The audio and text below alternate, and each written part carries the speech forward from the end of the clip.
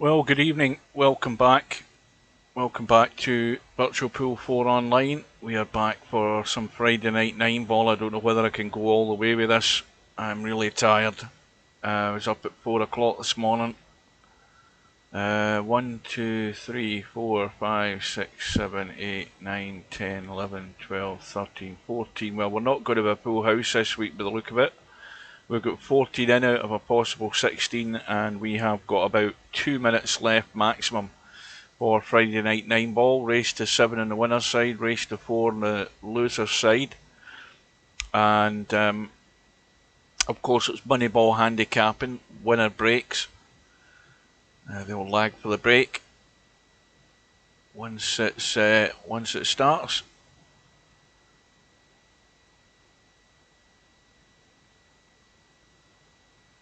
Now, in about a minute to go, and we should be there, all set for some Friday night 9 ball.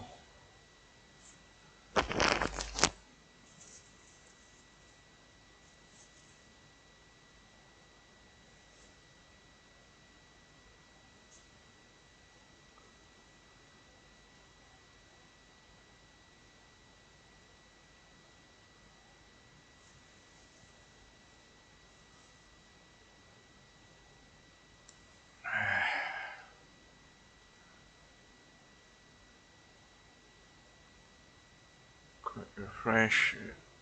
Brackets now up. So we've got, we're going to have a couple of buys this week. 14 in. So the brackets up. We've got Houdini against Capo. Black Jagged against Christian. Larry with a buy to round 2. Who the hell is that? Hooks are me and Tommy U. Stefan and Semi Pro. Real Poland Power Inspector Don. Sergresh with a buy, and Slim and Miasma are playing.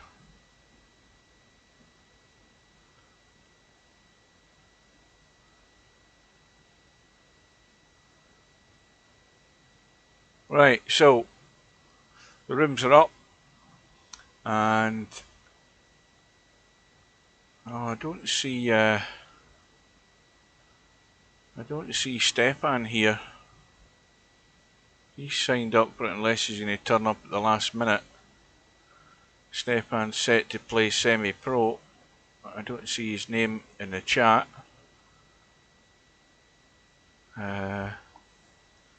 Just check my mic's on here in case I've forgotten about my mic. No, I definitely don't see him.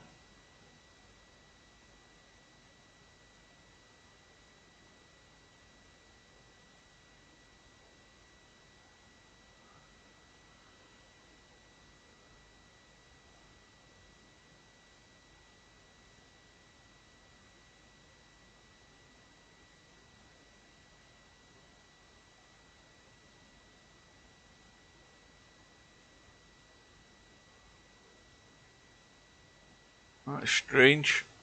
Oh, there he is, he's arrived. Well, that's the match we're going to watch first. Stubb and Spectre Dawn are playing. We're not going to watch that one. We're going to watch Stefan and Semi-Pro.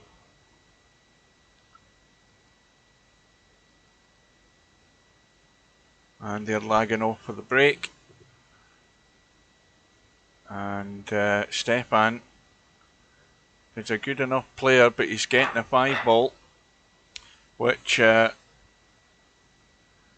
a good handicap for him because he can pop balls in semi-pro. If he makes mistakes, he could pay the price.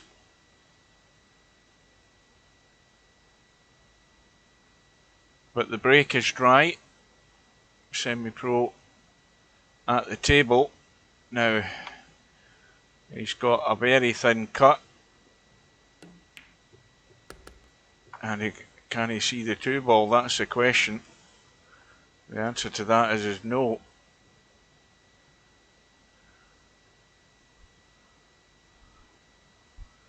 And it looks like, oh, that's a good shot. Didn't think you could see enough of that. It looks as if I'm on my own this week. Nobody in the chat.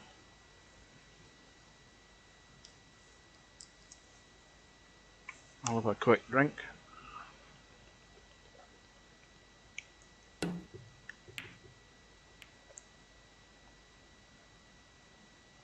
Now, Semi-Pro got himself hooked on that 3 ball, and this is an instance where Stefan can take advantage of this 5 ball money ball. He just needs to pot the 3, the 4 and the 5, and he's won the first rack.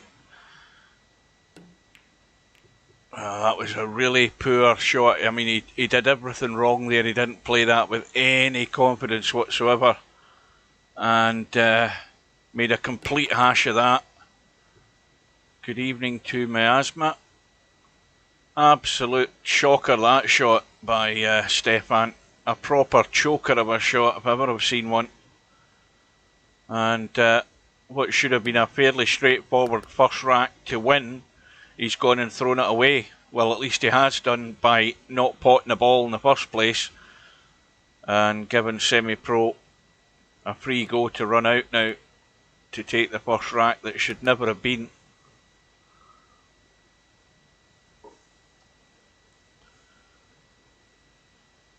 I mean, that was just, he actually didn't go through with the shot whatsoever. He didn't play anything. He should have, stunned and drawn back off that 3 ball behind the 4. And he tried to do something that he wasn't really sure what he was going to do in the end. And that's why it ended up a nothing shot. And it's just a gift for Semi-Pro.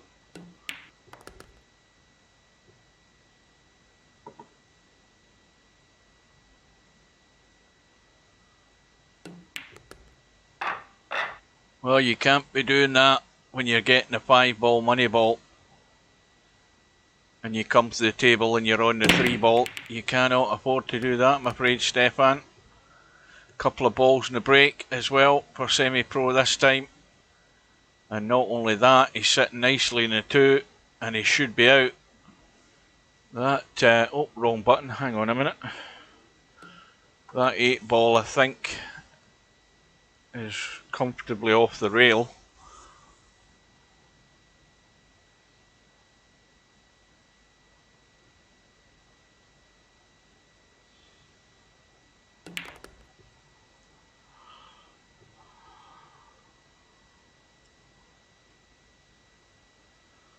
Now, needs to just be gentle here. He doesn't want to just roll through too far. He could easily fall in the pocket because he's dead straight.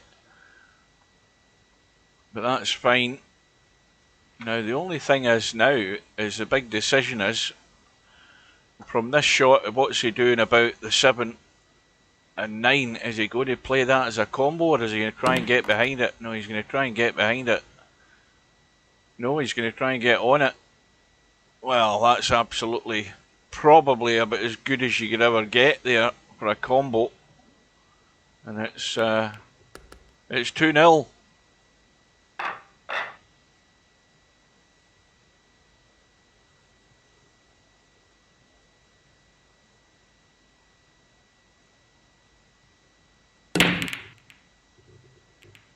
And this time I think the break's dry from Semi-Pro. Good evening. Welcome to anybody else who's out there. So, Stefan, now was that a legal shot? Did he get the one first? Yes, he did. Now he's going to have to make up for that first visit he had, which was awful. And he's left himself a bit too straight in this 3 ball now. He needed a better angle than this. So that's why he's had to leave himself the long 4. But again, shouldn't be a problem. Just drop the 4 in, you're on the 5, you've won the rack. And this is why this 5 ball handicap is so dangerous for Semi-Pro. So Stefan has redeemed himself there. He still trails by 1 though. And he's also just came up dry The 6 ball thought about it. I think the 8 ball thought about it as well, but neither of them went in. And Semi-Pro's got a bank on this one. It's a pretty good bank by the look of it. Well, he's not interested. Well, he's decided to play the safety. But I think that was as good a bank as anything to get him off and running. Now, Stefan hasn't got full cover on that 1 ball, I don't think. I think Semi can cut this and just come past the 5 ball with the cue ball over towards the 3. And he'll have the shot in the 2. Big gap there to get on that 2 ball. Well, honestly, haven't the foggiest idea what he was doing there, because that is weird. He's way over here on the 2 ball. That was terrible. I haven't a clue what he was thinking of doing. To me, it looked all too simple to cut the 1 and just come across towards the 3 ball, but he was doing all sorts of stuff with the cue ball there and ended up nowhere on the 2. Now he's trying to hide behind the 9. Hasn't quite got there, but he's got the distance, which is always good. I mean, this is difficult to hit it and get it right where you're leaving nothing on. Now, Stefan's going to find himself in trouble in a second or two here. Just a little brush off the 1. Well, he's gone the other way. See, again, he's pushed the 1 into the 4, and that's not really put pressure on Stefan. I thought that Semi could have gone the other side there and just hooked him on that 1. And that's a good cut by Stefan.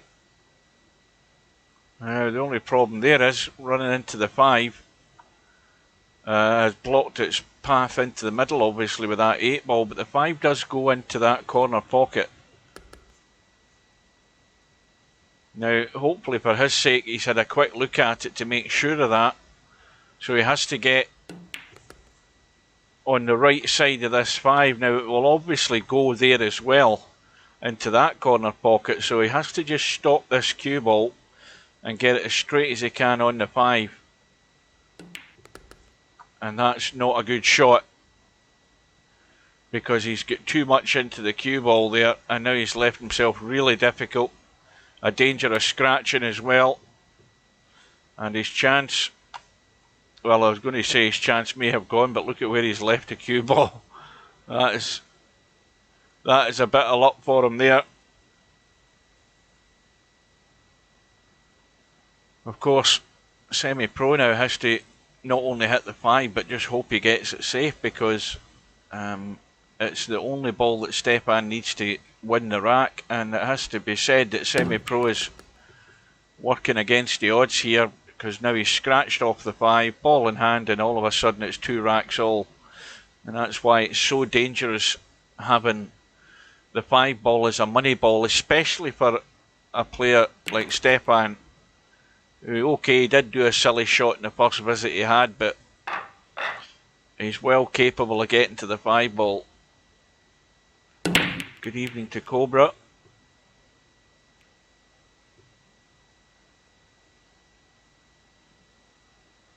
And once again, dry break.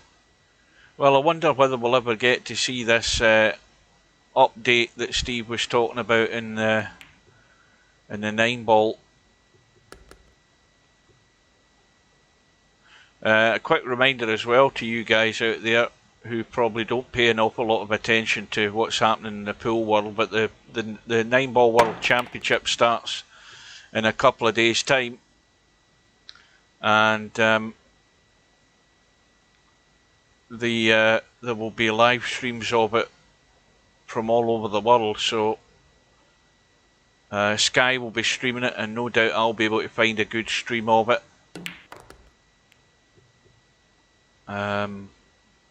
there's about 8 different groups, and it will probably be the top 2 from each group that will go through to the knockout stages.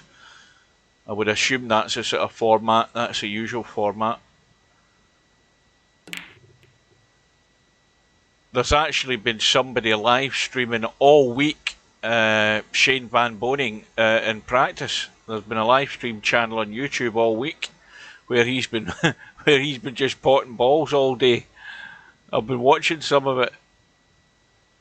Well, Stefan, I don't know what the hell he was looking at there, but if that was an attempted combo to knock that 9 in, it was absolutely nowhere in the vicinity of it at all. But once again, semi-pro under pressure, because he's got to not only pot this 4 but get good on the 5.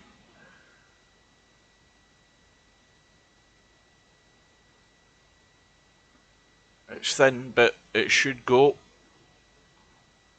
Yeah, I thought Steve was going to have a look at the 9-ball rack or the physics in it or whatever it is and tweak something.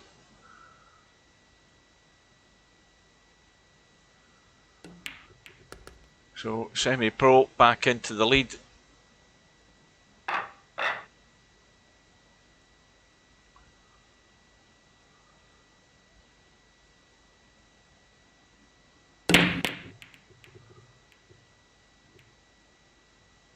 And that's another dry one. Now again, Stefan,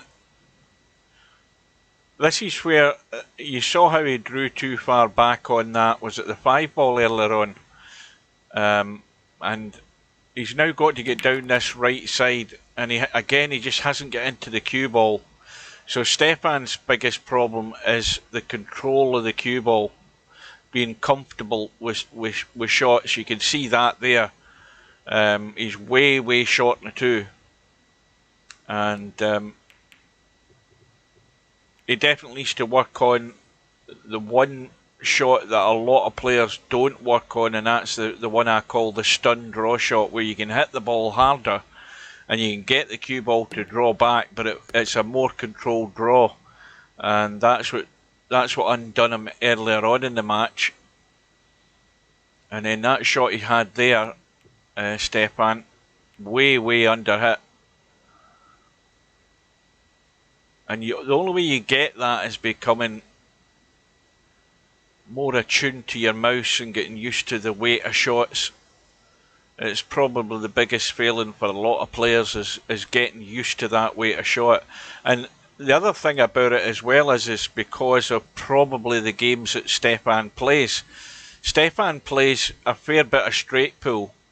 I see him in straight pull tourneys, and let's be honest, in straight pull you generally don't have to do an awful lot with the cue ball most of the time, and this is where Stefan probably doesn't get that much practice in moving the cue ball better.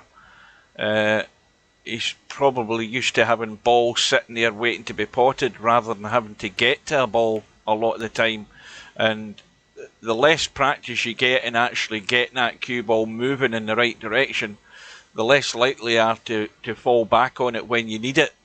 And you certainly need it in 9-ball to get there on a certain shot at times. Okay, VP4's generous from the point of view that you can pot balls from most places in the table, unlike you would in real life. But Semi-Pro's made a blunder there, and Stefan's money ball has gone. So now we're going to get tip-tapping here until somebody's brave enough to get distance. Now, he might try and sneak behind that 8-ball. He's a bit too heavy though, I think, but that was a general idea there. And this is, again, difficult to get safe, and he's gone all out for the cut.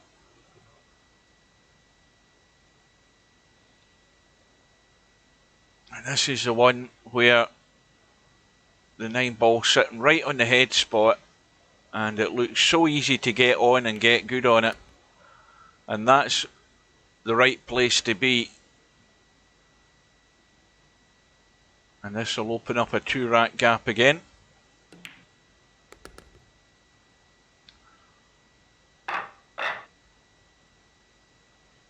So So 4 racks to 2 in this race to 7.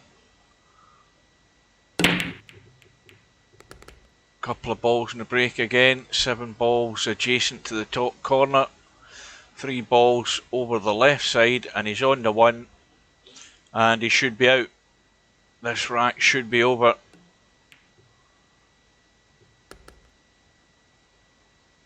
The one that will cause the problem is, now what ball is that there? Is that the 4? That's the 4. So the problem ball or the problem shot is from the 7 down to the 9.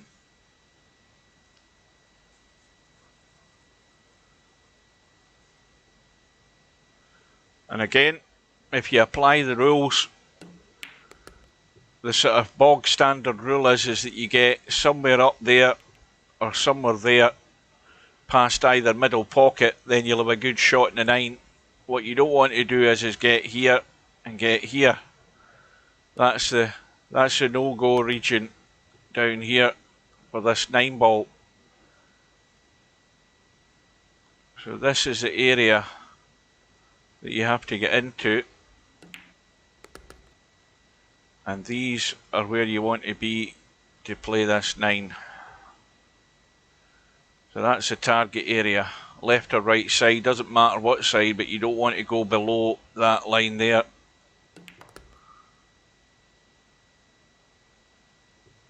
And he's just gone, but he's okay.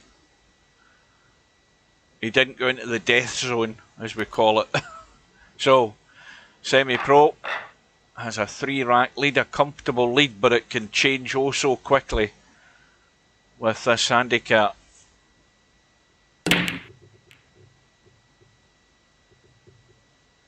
It looks dry. Stefan's coming to the table now. He's got, I don't know whether he can get enough of that 1 without skimming the 4. Yes, he can just get there. Now he had to, now can he just stud across past that 6? I don't know whether he can. You see, well, he's that is a shot there where there's no confidence in what he's trying to do. You can tell by what he's doing there. I mean, I don't believe it's hard to say whether he played a safety there or whether he went for a pot, but either or. If it was a pot, it wasn't played with any deal of confidence at all. He was trying to nurse it in to hold for the 3. It might have been better to dig down and try and stun across for the 3. I don't know whether that would have worked, but there's little signs of weakness there from Stefan, which doesn't give me a great deal of confidence that he's going to be able to take the chance if he gets it. Like I say, semi-pro must always stay on the ball.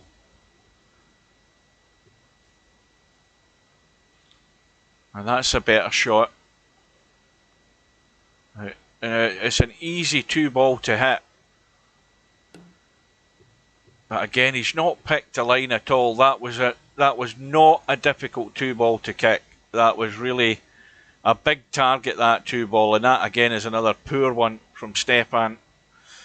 But like I say, it's all down to how used to you are at picking those lines to kick those balls. If you don't get enough practice of it, then you're going to end up in a situation like this where you have to pick off that kick shot, and in the end, on an easy kick, if you don't even get to the ball and hit it, then you know your chances are not going to be too good for the rest of the match.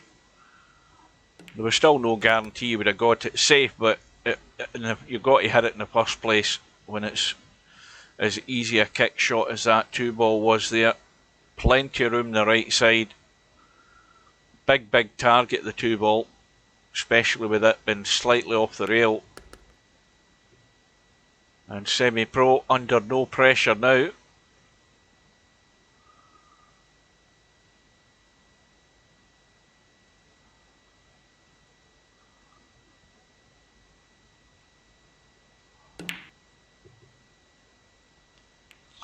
But the unforced error has given Stefan the chance. Now, can Stefan run these 4 balls? Well, he will do as long as he plays it in a common sense way. He just has to make sure he has a good line on the 8. Now, he doesn't want to try and pinch too much off this 8 ball though. But that was a bit careless from semi-pro. He shouldn't be giving Stefan this sort of chance. Back to within 2. Ball in the break. Where's the cue ball ending up? I don't think he's got much of a shot in this one. He's got a bit of a cut back into the middle. But again, he needs to play this with a bit more confidence than what I've seen so far. That needs to keep running. Now, the line on this 2 ball, if he just nurses it in, he's running over towards the 7. He doesn't want to run behind the 7 though. Well, he's missed the 7. And now he's hampered by the 8 ball. And now it's gone pear-shaped. And then look where the 5 ball is, so he's going to have to get right into this cue ball and run it right into the middle. And run it off the bottom rail back up. Well, at least he got the second part of it right. Oh, and the 3 ball has fluked into the middle. And, well, he's got no shot in the 5, but he should certainly have semi-pro in trouble here. Now, this is a little touch shot. Just skim past the 5, get to a rail, but make sure you get the cue ball there, and he's left the 5 on. And that, again, all down to the touch. And it's going to have to be a combo. A 7-8 combo, which looks fairly odds on to me. I don't see where the problem is in that shot.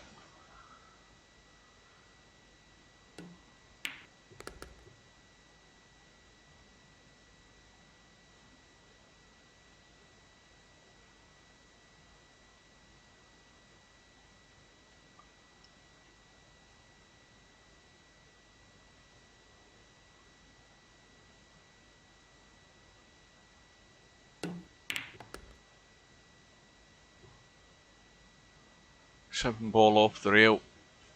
Again, a little margin of error there. Just to cut it in. So, semi-pro, going to be 1 away from round 2. Good evening to Albinario.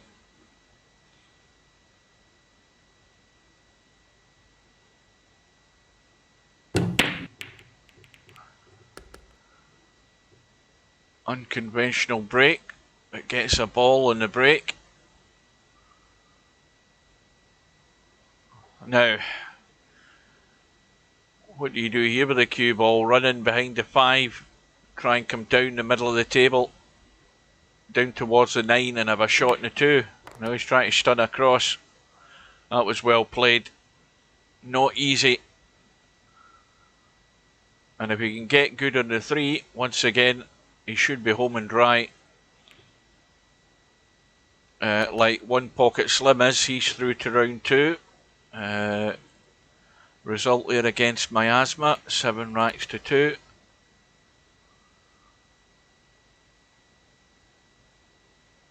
Right, so somebody must have seen my post on Facebook about Wikipedia and Virtual Pool 4.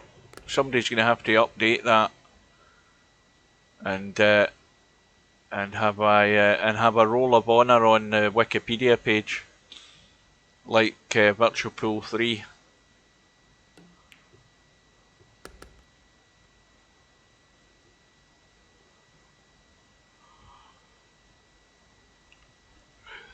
Good evening. Welcome to any latecomers. We don't have a full house this week. We've I think it was 14 it finished on, which is good for me because I was asleep in my chair last week. What was I watching last week? I was watching Taskmaster or something, and I woke up at 7:20 and the tournament had started. So semi-pro comfortably through, 7 racks to 3. And quick look at the bracket. We'll get the time updated. Now what we got? We've got Houdini against Capo. It's 5-1 to Capo. We've got Boris Black Jagged against Christian. Christian's 4-3 up at the moment. We've got Larry waiting on the winner of that match. We've got Hooks are me against Tommy Yu. Tommy Yu's up 5-1. Semi-pro's just been updated. And Stubb is 5-2 up against Spectre Dawn. Sergresh with a bye. Sergresh is playing One Pocket Slim at the moment. And the winner of this match is going to be playing semi-pro in the next round. What's happening with those other ones? We'll get in and watch the end of this one.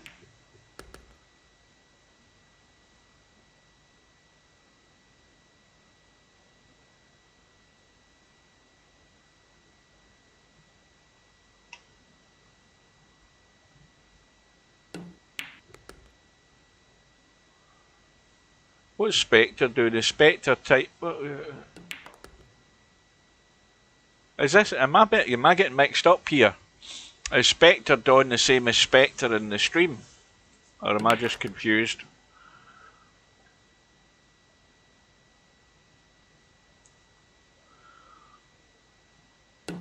No, I'm just hoping that somebody with a good memory can remember who's won all the big tournaments in the last few years and can actually add it into Wikipedia. I've never edited Wikipedia, so I haven't the foggiest.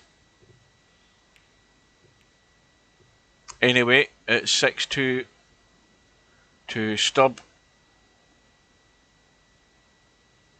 and Spectre Dawn is getting a 7-ball in this this Friday night 9-ball handicap.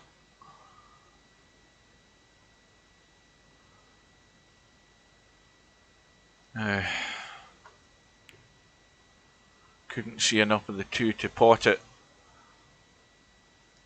Stubb can just skim the 2. I don't know whether he can get distance though and get this cue ball away from the 2. What's he trying to do?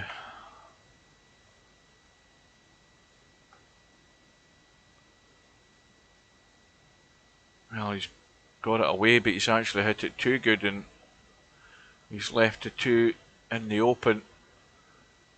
Spectre Dawn is trying to go off the left side, but he's got to surely hit the 3-ball. Well, he skimmed the 3, and this billiard from the 2 to the 4 is well on. This cue ball into the 2-ball, 4-ball into the corner. That's what Stubbs got in mind here. And the 2-ball goes in as well, which is a bonus, and he's lying nicely on the 3, and this match is going to be very quickly over.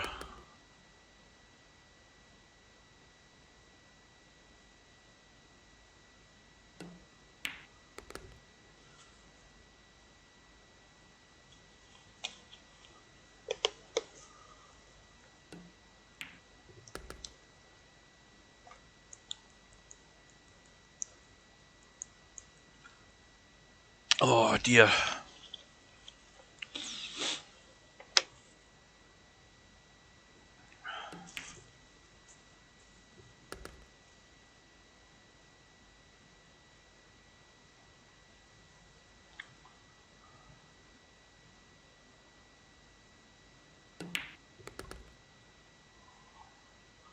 Well, good evening.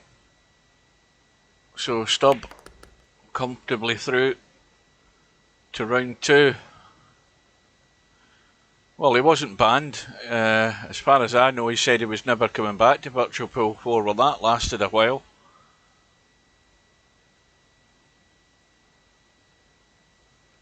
Anyway, he's through to play semi-pro.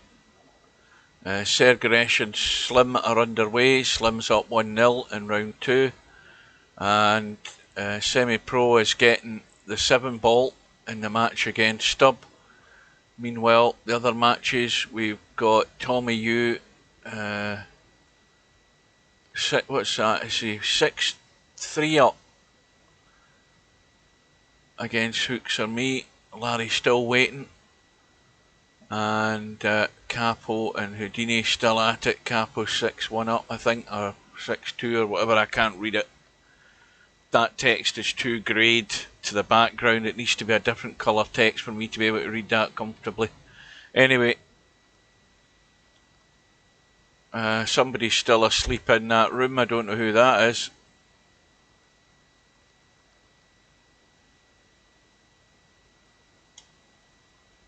So we'll join the Semi-Pro Stubb match.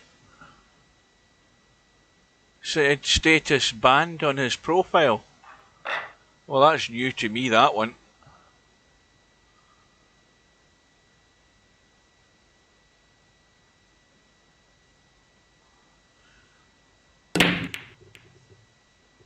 What you talking about, Cobra? You talking about Stubb and Spectre Dawn? I think it's the way the bracket draws. The bracket doesn't draw all that randomly, shall we say, for some strange reason.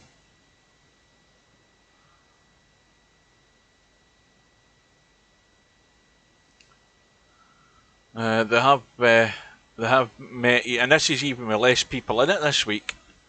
There's only, I think, 14 in it this week. You've got 2 buys, and the 2 of them are still playing one another.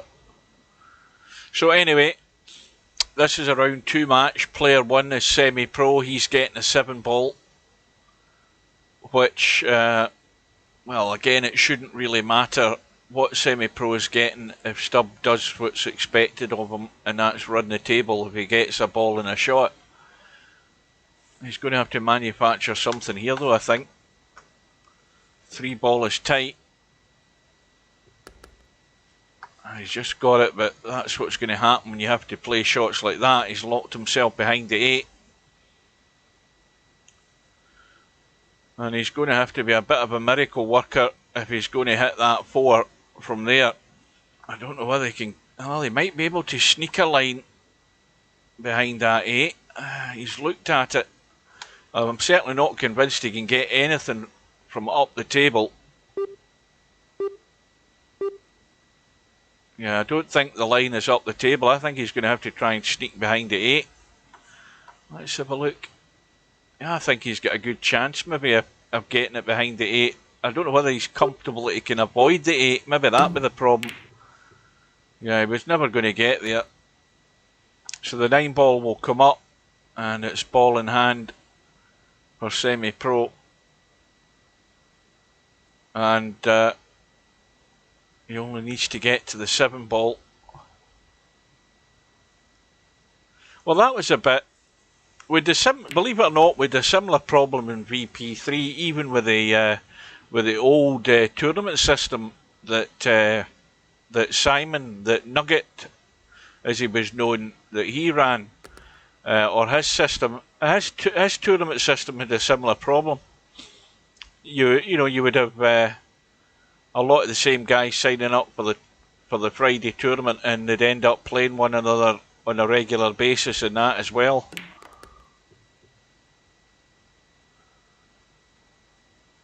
So Semi-Pro, just a 7 ball, will give him the lead. Capo has eventually won the match against Houdini, 7 racks to 4.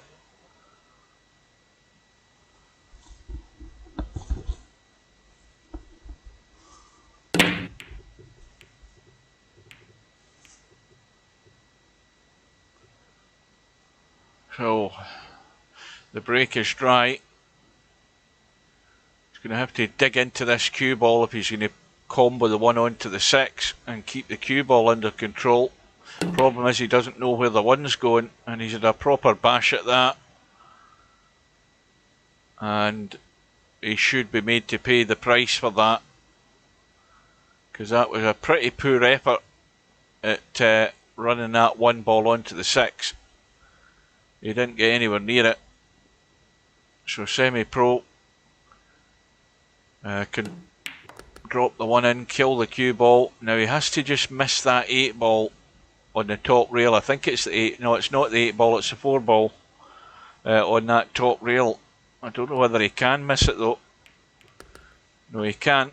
And that makes it awkward because he's now going to have to play the combo. And he's going to have to play this with a wee bit of pace because he doesn't want to leave the cue ball stuck over behind the 8 and 9. And because the other problem is he doesn't know where the 3 ball's going to finish up. It could finish up in the top rail. And so he had to play it with a bit of power. And it wasn't a dead set either that 6 ball was going to go in. And so Stubb has been reprieved.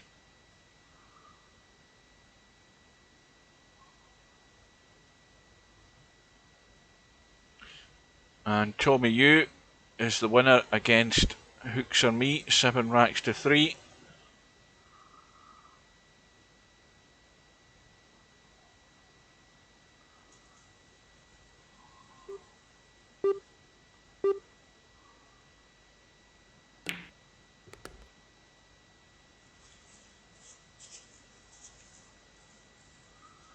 So we should be 1 rack all in a couple of minutes.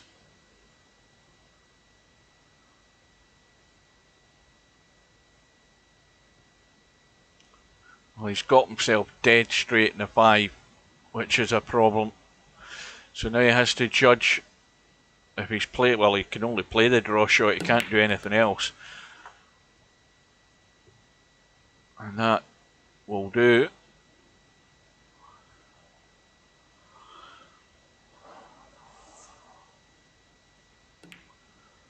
Well, I think the serious question is first of all, what's the next Virtual World Championship going to be? I'm voting for Black Ball. But the question is whether Stubb should be allowed to play in it, if he's going to be a proper arsehole. He's ruined 1 tournament. He's actually shamefaced that he's actually got no... He's not got no inclination of any embarrassment or humiliation after what he's done. And the question is whether he should be allowed to play in these tournaments if he can't play in them properly.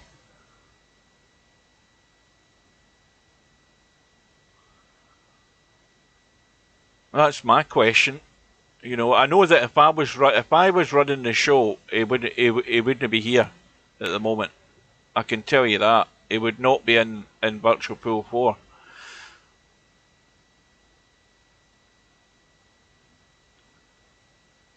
Good evening to Cheeky Chico. Good evening to Keith.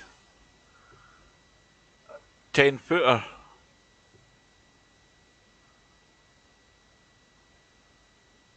What in the 10-footer though?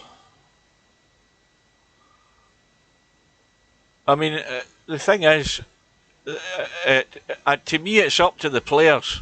As far as you know, it's whether the players want him to have him in it, because he's made a proper arsehole of himself, and he's ruined the tournament. He's ruined it for Cobra to have the chance to beat him. He ruined it for himself to have the chance to actually win a tournament properly. The first time he's won a tournament in 12 years. He's totally made a complete arsehole of himself, and yeah, he's got the nerve to actually play in the tournament here with no shame whatsoever, not so much as an apology or nothing out the guy. But I know that if I had anything to do with moderation, he wouldn't be in the lobby. He'd be out the game. He'd be gone for at least a month. Give him plenty of time to go and think about how he's behaved in that tournament, like a bloody 3-year-old kid, more to the point. No, and that is probably exactly correctly what you're saying there, Chico. He doesn't think he's done anything wrong, and that's the stupid thing about it. He doesn't think he's done anything wrong to behave the way he behaved. But Steve did the right thing. Because I say, I mailed Steve and told him that I had been talking to him to get the match done on the Saturday. He asked about on the Saturday. So I mailed Steve and I said, look, he's got the, you've given him the Saturday or the Sunday to get this done. And he's been told that if he doesn't get it done, he's going to lose the tournament. And Stubb didn't believe that was going to happen. And Steve done the right thing. Booted him out the door. But as to whether he should be allowed to play in another one in the not too distant future, then I would have my doubts on it. Unless he can... and I mean, let's be honest, there's no guarantee he's going to behave himself either.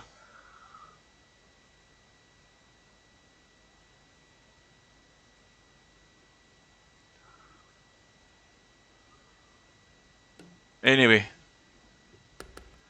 what's done's done. It's up to Steve and whether he's prepared to let him play in the tournaments.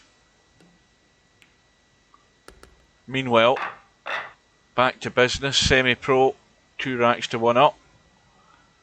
Going for the unconventional stuff again.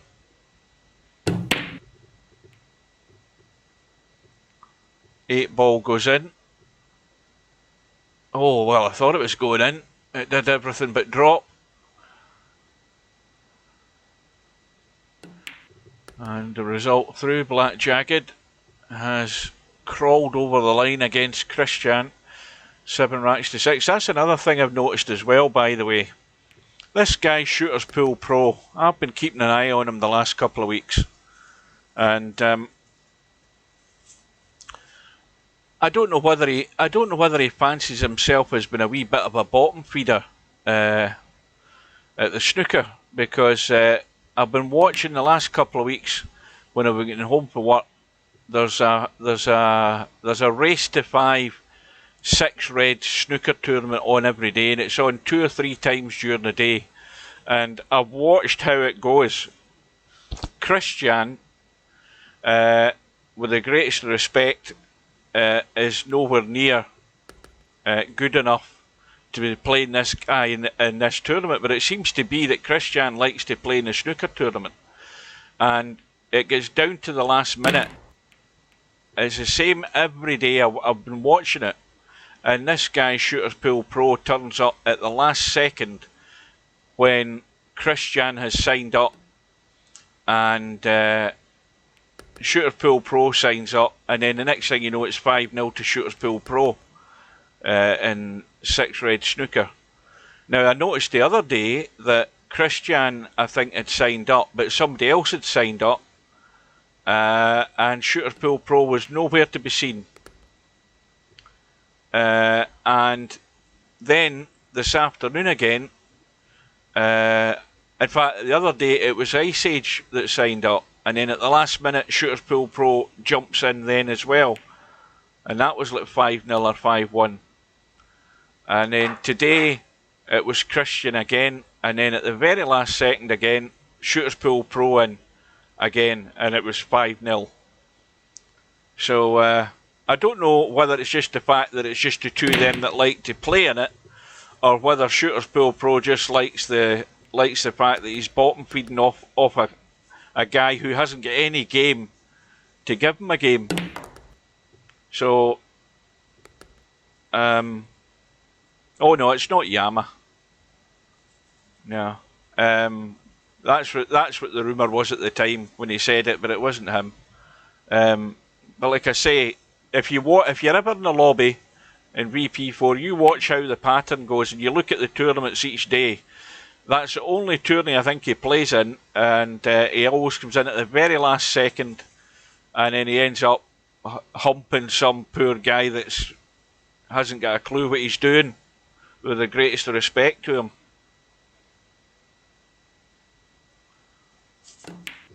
Well, like I say, if it's only the two of them that are playing in it, it's because nobody else wants to play in it, but I've a good mind to play in it myself one afternoon and see how I do. Bear in mind I can't see the end of the table.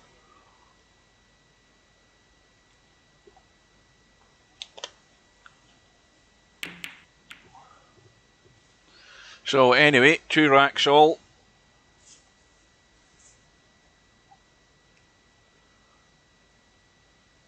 And as I mentioned earlier to Larry in the lobby, that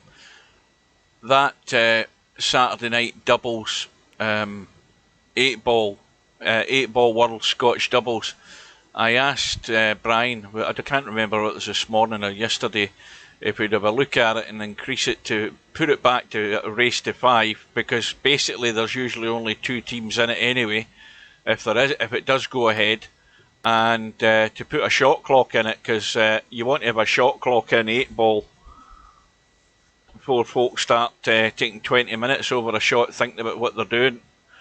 And Brian said he'd have a look at it, but as I said earlier, I don't know whether he has done. And it won't probably make any difference as to how many teams sign up, because as I say, if there is anything, it's usually just 2 teams and then it's over in 25 minutes.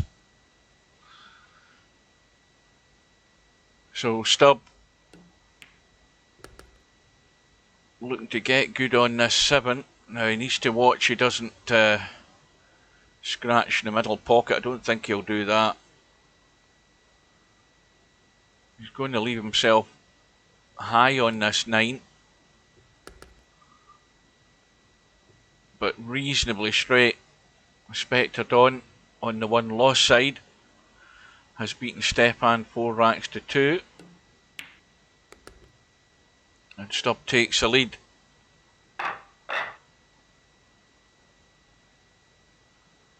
Well, I voted for, if Keith's still there, I haven't voted anything, I've just suggested that if we're going to have another Virtual World Championship, we should have Black Ball should be the next tournament. We haven't had a Black Ball tournament in VP4 for a long time. It's again tournaments that we haven't had. We haven't had a cribbage one either. We haven't had Honolulu. We haven't had a bank pool big tournament. Honolulu is certainly a game that encourages your imagination, because that's not about, I mean, the thing about Honolulu is it's not about potting balls, it's about creativity, and that's a different thing altogether. I mean, you've still got to get a ball in a hole, but it's about creativity. Cribbage is good, it's a good tactical game, cribbage.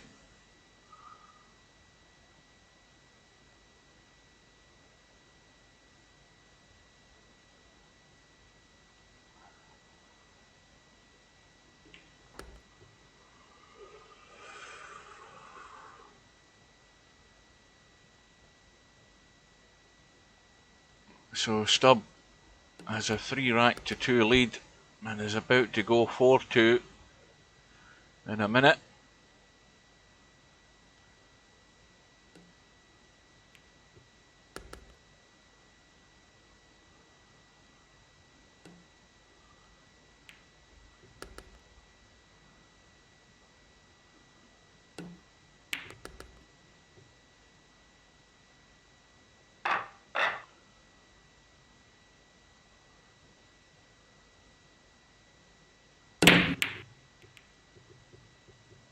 This one, well, I was going to say it looks dry, but something dropped into the bottom left hand corner. What went there? The 7 ball has gone. Cut back to 1. Nicely on the 2. Now he needs to stun past that 9 ball in the gap between the 9 and the 4, and up past the 6. The angle's there to do that. Needs to get past the 6, and he's just got there. But that was a perfect line. Again, your natural instincts tell you from the line that he had on that 2 ball, the line was good to stun through the gap and run up towards the 6. And now he has to make sure he doesn't go low in the 4 like this and put himself out of the game. Well, he's got a cutback. It ain't easy though. Cue ball running all over the place. He actually ended up overcutting it, and of course he gets no luck at all. Stubb, he's left semi-pro with absolutely no shot at all, and looking to tie up the 8 and the 5, I think, or at least maybe thought about it.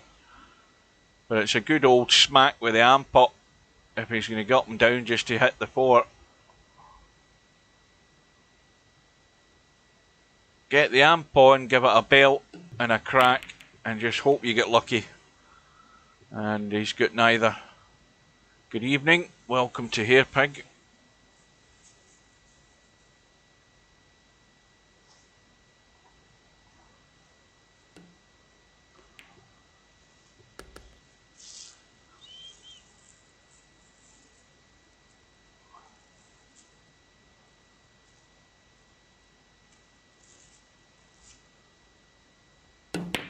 I was looking at that Game Ranger the other day, or was it last week?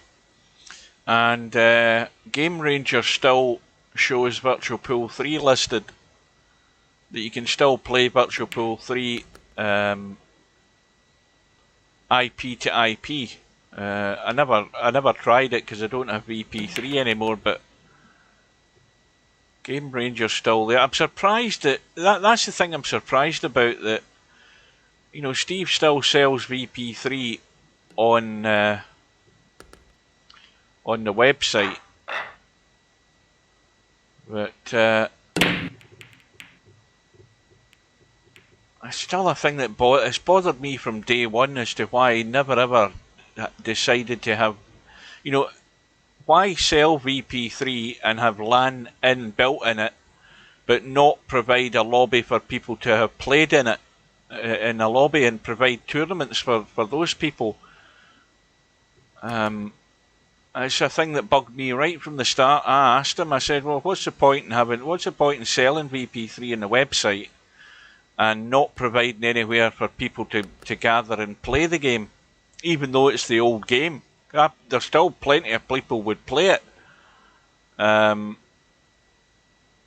And I've no doubt there's still plenty of people would play it even though they play VP4. Well, that's going in the hole. And that's a mistake by Semi-Pro. Trying to drop down for that 4 ball into the middle, but overhit it by a country mile. Yeah, I could never see the logic in still selling a game where most modern multiplayer games have a multiplayer facility. And it's not IP to IP, let's be honest, that's back in the dark ages. It's actually a proper lobby where people meet. And why he still sells it on the website and does not see the value in providing somewhere for people to play it, I don't understand. In fact, you know, what's the problem in doing the work to actually have some sort of lobby? It's just something that's bugged me and annoyed me about the fact that it's still on sale, but nowhere can you play it really, other than Game Ranger or Hamachi if it's still available. And One Pocket Slim marches on against Sergaresh, 7 racks to 3, and Stubb on the hill, 6-2 up against Semi-Pro.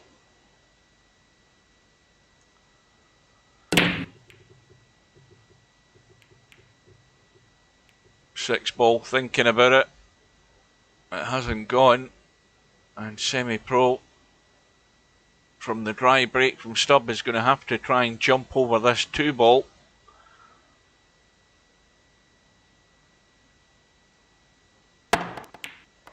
And, well, did well to keep the cue ball on the table there.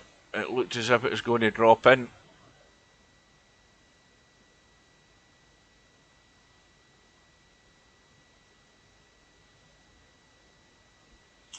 Well, he's got to piss about and annoy whoever he's going to play for like 3 or 4 days before that happens, like he did in the last tournament.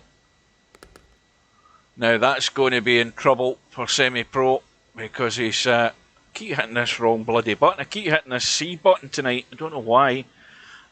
Because he's hooked himself. Long jump over the 5. Oh, that's a good shot. Now, remember, he's got to the 7 ball, and the problem is where that 6 and 9 is, because even if he gets the 4 and the 5, the problem is getting onto that 6 in such a way that you can get the cue ball out of there away from the 9 and back down for this 7, because this 7 is, well, fairly close to the rail. So this is not cut and dried. He's going to try and get straightish on this 6 ball so he can avoid the 9, and that's not bad, because that was always going to be the problem.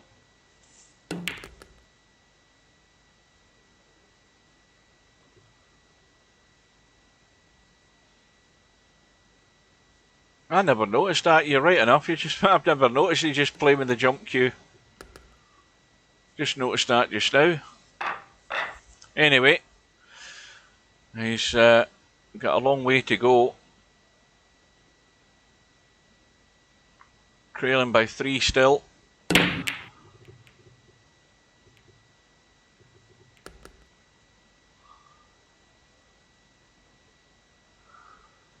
So 8 ball has gone, but well,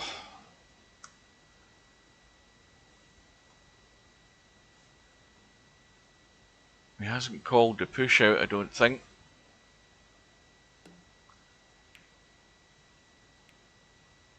Well, that's not going to get to a rail. He obviously tried to squeeze that past the 7, but it didn't get there, and of course he never got to the rail.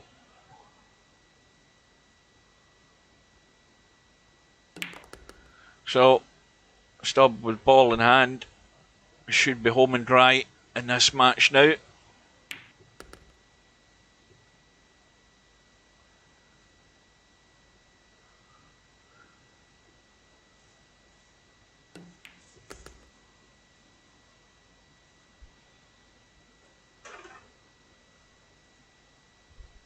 Now tell me if you can hear anything, because I bought a little £2 USB fan the other day. Hang on a minute. Along with it, I had to buy a couple of new fans because my other one seized up. I'd been using it for years and it seized up with nicotine and all sorts on it. But I found a little £2 USB fan that I can actually put in my little stand. I've got a USB stand that I've got in front of me, so I can put this USB fan on, and that's just cooling me down nicely. The question is whether you can hear anything brushing on the mic, any of the air brushing on the mic.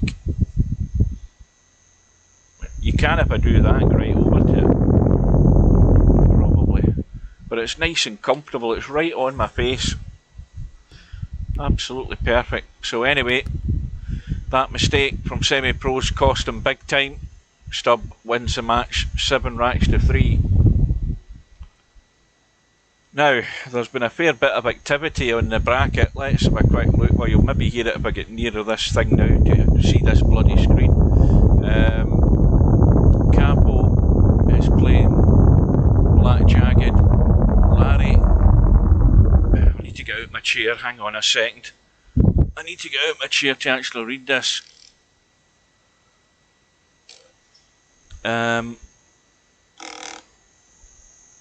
Oh, that was my Kate. That was me leaning against the fan there, because it's got no protection on it. This fan, it could slice your ear off. It's only USB. It's got no power in it at all. Larry's up 5-1 against Tommy Yu, and Sergeresh, well, One Pocket Slim is through to play Stubb, so that's the match we're going to watch next. Once the room goes up. Right. But if I sit back, you won't hear anything because it's well away from the mic now, but it's nice and comfortable, a nice little breeze. Right, so we'll head in. And no doubt One Pocket Slim will be getting some sort of handicap. And well, that is really, really good for One Pocket Slim. He's getting a 5 ball. He's got to make the most of that if he gets a shot. But Slim has won the lag.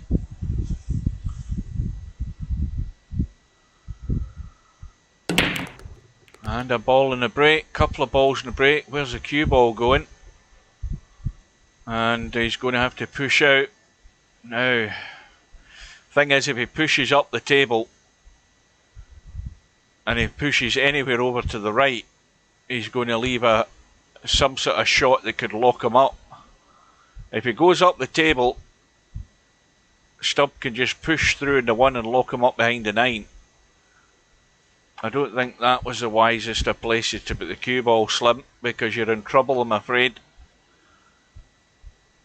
He's going to be locked up in a second here. That was just not where you want to be. Well, that wasn't the best of shots by Stubb either, because he's got partial cover. But I think Slim might fancy jumping this to make the cut. Although he doesn't seem to be interested. He's trying a little massey.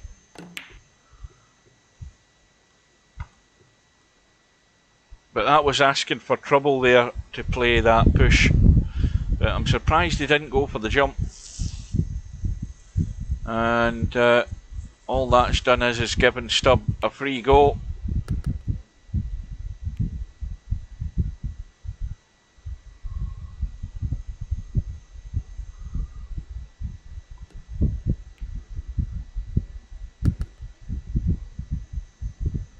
But this is where Slim needs to take advantage of what chances he's going to get. He might not get a lot, as to be expected, but to have the 5 ball within your grass beach rack, that is a pretty generous handicap for a player of the level of Slim. But he's got to. I think he should have jumped at. I mean, I would have jumped it, even though I probably wouldn't have got it. But it looked far easier to play the jump to at least get the hit and give it half a chance to go in.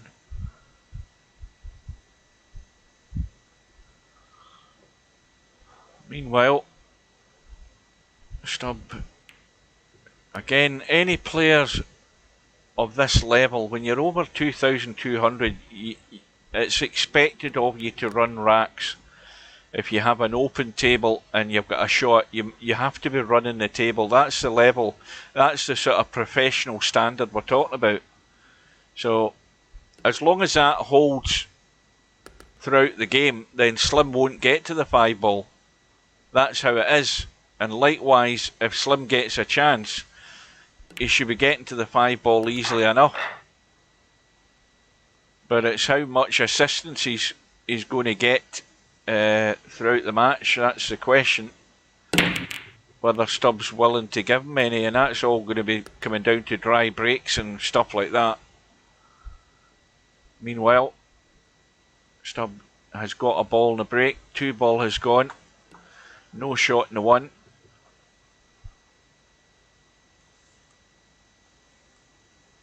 And that's reasonable cover on the 1, because you can't see that 1.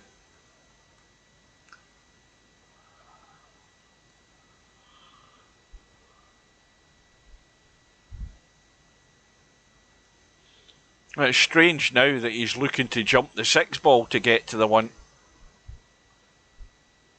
I mean, this looks odds on that it's going to go off the table like that.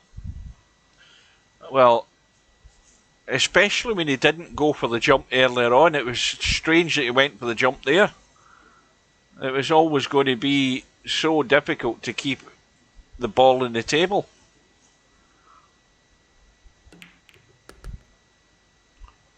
Well, that was... I mean, there was no guarantee that 1 ball was going to run into play like that. You just never know 100% where that 1 ball's going to end up.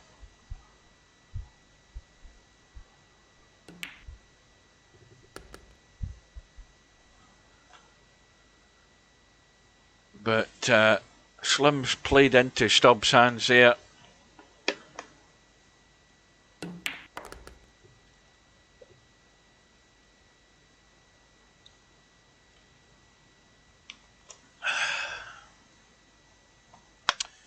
And that's the result through. On the one loss side, Christian has beaten Houdini 4 racks to 2. Stubbs going to have to run up and down the table to get to the 5. Pace looks good.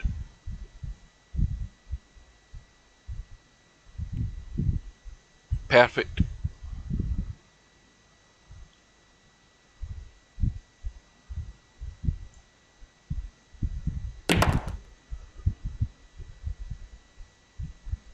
Well, again, this is going dead straight on this 6 ball.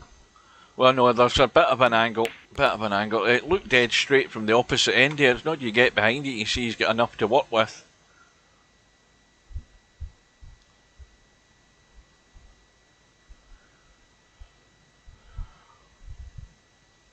But 2-0 is nothing for Slim as far as the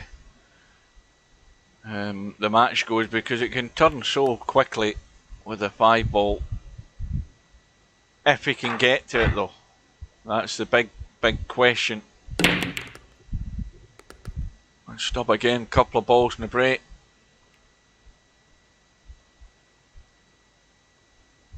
This time it's the 5 and the 8 has gone. Lining up what looks like a 1-4 combo. Played it well, kept to 1 in play. Once again going to have to run up the table for that too. Now that was a big stunt, using the angle to get the cue ball up and across the table. Again, it can use the stun up into the gap. Well, again, he's trying to go the exotic route to get there rather than actually playing the sensible shot, which was potting it and stunning the cue ball up.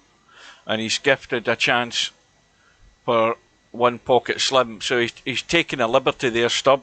The question is whether he's going to be made to pay the price. Well, the one thing to his benefit is the fact that the 5 ball has gone. So Slim now has a problem in that he has to run the table.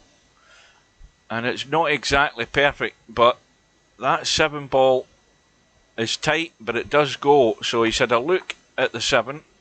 You can see the 6 ball goes into the middle. Now he needs to get this side of the 6. He doesn't want to go here. He wants to be here on this 6 ball so that he can go through and go far enough that he can have a shot in the 7. Well, that's got he maybe wants to run up the table now. I think he'd be better running up the table and coming down.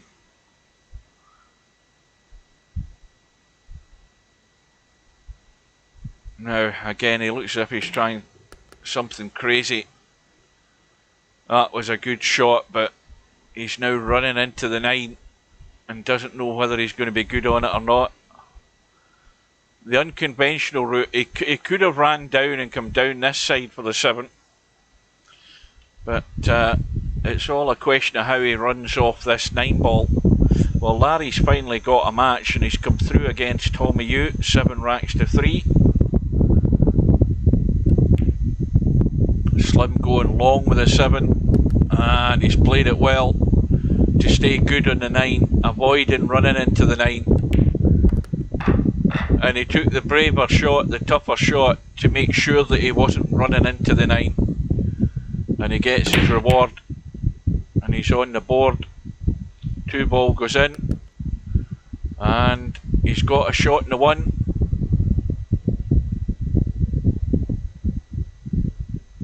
It's thin, and the cue ball will be coming across to that left hand side to roughly where the cue ball is at the moment, maybe higher up the table, but the closer he can get to that left rail, the more open a shot he'll have in the 3 into this bottom right hand corner. Let's have a look. Well, he's now got to be careful because we can see where the 4 ball is. The problem is the natural line this cue ball wants to take off the 3, and it's very close to that middle pocket. And the other thing is he can jack up to take evasive action off that middle pocket to avoid it. but then he's maybe not going to have as good control to get on the 4, and he's took the risk. He's took a big risk there, and he's run into the knuckles, and he's now out of shape. That was always the problem with that line that the cue ball was going to take there. In fact, I'm surprised it's still on the table. It looked pretty much dead cert it was going to scratch. But it's a tough 4 ball.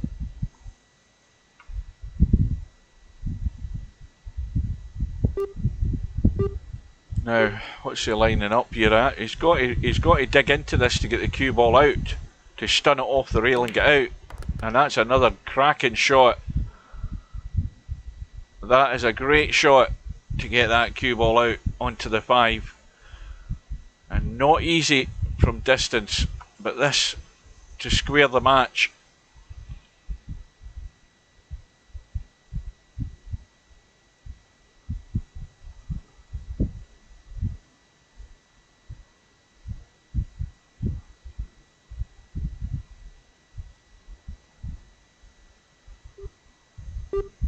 Needs to watch that clock. And it's 2 racks all. Well, he did everything right there in the end. Slim was not easy, and deserves to get back onto level terms. So that was a break and run. He's got an 8 ball on the break this time, and of course he's run out of luck with a shot on the 1.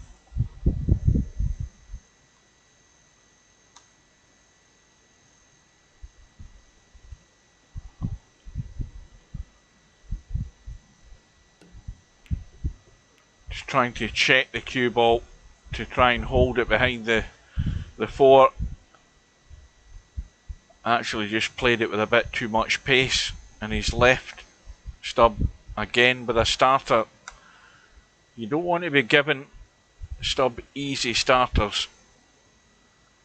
It doesn't help your situation when you start doing that.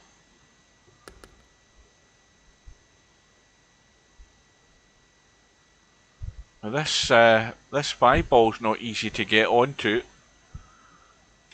Or is it that? I keep getting mixed up and thinking that was the 8 ball again. It's the 4 that's up there. I was thinking his next ball was the 5, but it's actually the 4. I was looking at it from here, I thought that was the 8 ball.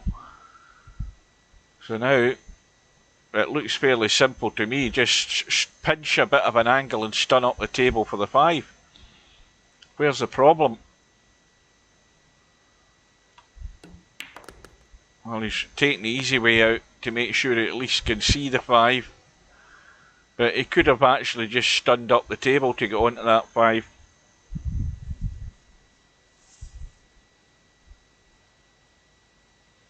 But once again, with this line that he has on the 5 ball, he has to work the cue ball to at least hold it for the 6, and he's pretty close to this rail. So he's just trying to, if he's trying to drop it in the middle, he's going to go close to hooking himself. If he's going to go that way, he might run in. Yeah, he's gone in the middle. He's trying to run through far enough. He's got there.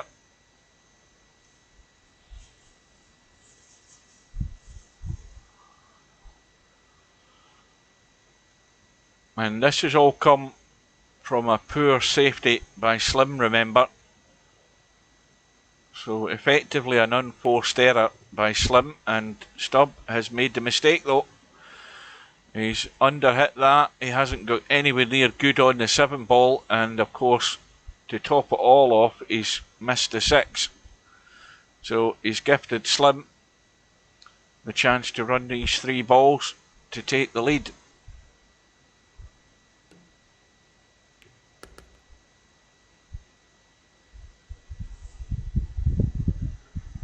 I don't know what Stubb was trying to do there, but he underhit it for a start. And now I wasn't paying attention to what he was doing with the cue ball, but he didn't get there. He didn't get anywhere near good on that 7. And it's an easy out for Slim for the 3-2 lead. Now 8 balls definitely going in. And he's got half a shot in the one, I think, cross table into the middle. Oh, he's got a good shot here. He needs to go through, come off the rail. I think he can go through and come off the rail and avoid the 4. I think he can get past the 4. Well, he's not convinced himself, he's just trying to hold it. That'll do, because that keeps it nice and simple, just a kill shot. And remember, he only needs to get good on the 4 to leave himself simple on the 5 to open the gap to 2 racks here. This is not difficult. Now, does he want to just roll it through a tad, or does he want to go off the rail and come up and get a straighter line on the 5? Yeah, he's played that wrong. He's played that wrong. He should have pinched a wee bit of angle to use the inside right English to come up the right side of the table there, and he was trying to get cocky there, and he's left himself offline in the 5. He should still get it, but a bit careless there by Slim. But it does give him the 4 racks to 2 lead.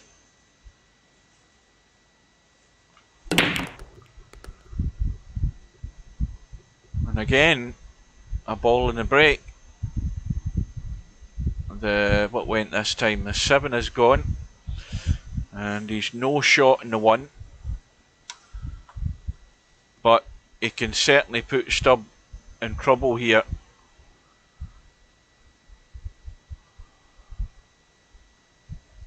Now he can just skim off the 1, just a feather touch either side if he's brave enough. I don't think he's looking at a 1-9 combo, surely. Yeah, he's had a go at it. Well, you've got yourself into a 2-rack lead. You don't. I mean, I've said this time and time again. You don't want to be taking risks and see the finishing line when you're still 3 racks away from it by taking on a risky shot like that and just giving your opponent an easy go, a free go to start with. Now, what's up here? We've got the 4 ball up there, 3 balls up here, so there's nothing particularly easy in getting out here. And well, I don't know whether Stubb done that on purpose here to try and hide this cue ball away behind the 6. He's going the other way, he's trying to go the other side. And that's not a great shot because Slim can see the edge of the 3 and he can get away from there. If he can bank that 3 off the rail and get the cue ball out the way, he can get distance between the 2 of them. He needs to hit it as thick as he can though to get it off the rail while he's not risking it. It might have been the right shot as a matter of fact, because it was difficult to say whether he could get enough on that 3 ball to bank it off the rail and get it out across the table. So now we're going to get a bit of back and forth here till the mistake eventually comes.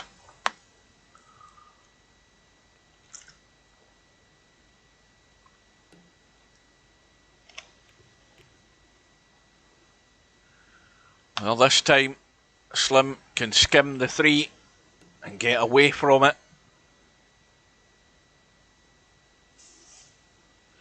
And that's a better shot because now Stubb has to go from the short rail with inside left.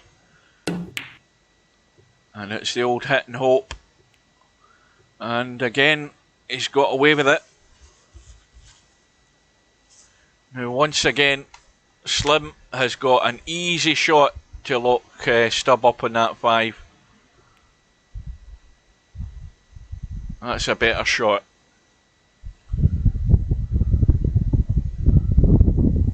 And again, Stubb will just give it a pop and hope he gets lucky.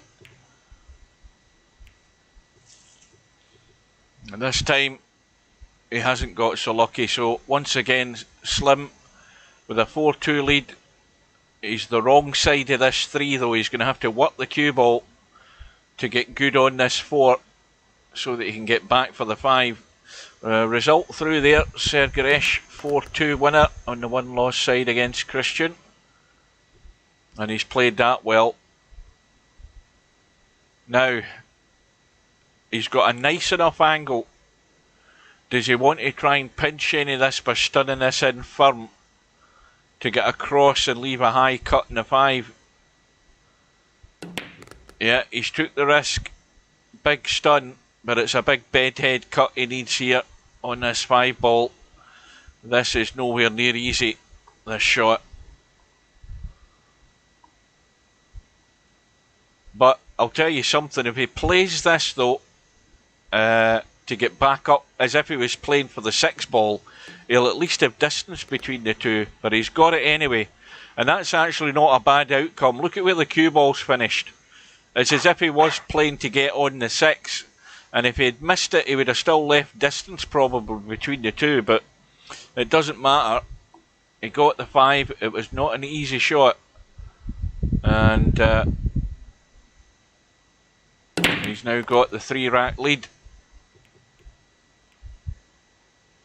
And once again, he has a ball on the break, and the 3 ball has gone. Now, he took the risk in a previous rack where he went for a combo in the 9. He's got a two-way shot here. He could play the combo in the 8, or he could play the billiard off the 4, but he's doing the sensible thing this time. And he's playing the cheeky little snooker. That's a far better shot than doing some risky combo, now that he's built up this healthy lead. That's where you have to wind your neck in. You know, don't see the finishing line too soon. And Stubb misses a hit in the 1, and Slim gets his reward. Now again, even though Slim's getting the 5 ball, it's all about making use of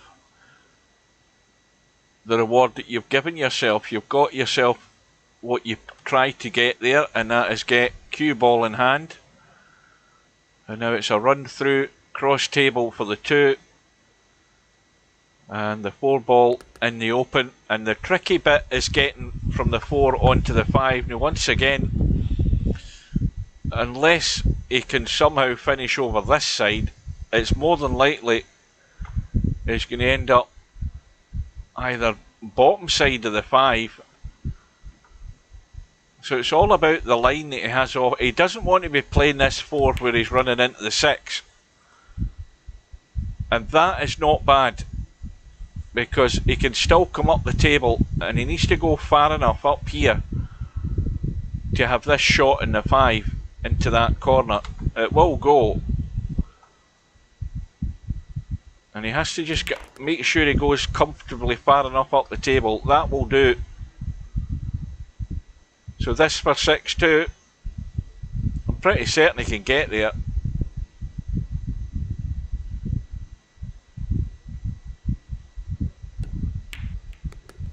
Will look fair. And it is. So Slim taking advantage of the 5 ball money ball.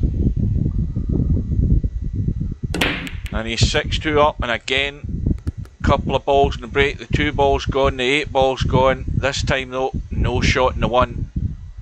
But the table is wide open, so well, I think he's got to play to the short rail where he is now, somewhere awkward. He doesn't want to come anywhere down the table. It might even be better just pushing that. Is that the 4 ball? Push the 4 to the 1. Might not be a bad plan. Yeah. So now Stubb. Oh, he didn't call the push out. Oh, what a numpty. Oh dear, Slim. I think that's what he had in mind, but he's forgot to call the push out. I mean, he may well. Yeah, he never hit the low ball, so he's playing a push out but forgot to call the push out. You ever seen anything so silly in all your life? That is, it's amazing what happens there when you don't focus on what you're doing. And Slim's made a complete hash, but Stubb now is going to have to dig out the jump stick because he's got himself hooked. But Slim's made a proper boo-boo there. Good evening. Welcome to the latecomers.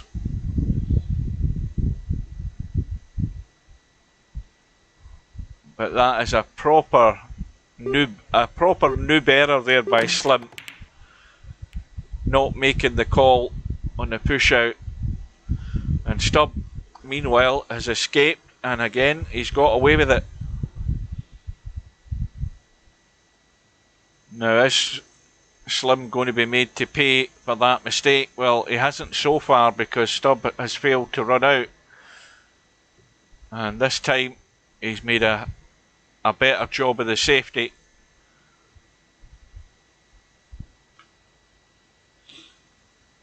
So, same again. The problem with this one is Stubb needs to avoid pushing the 4 into the 7. Well, he's fluked to 4. Would you believe it?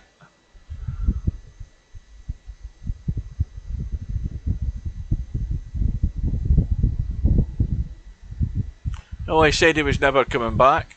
It lasted, I don't even think it lasted 24 hours, and he's overcut the 5 by a mile.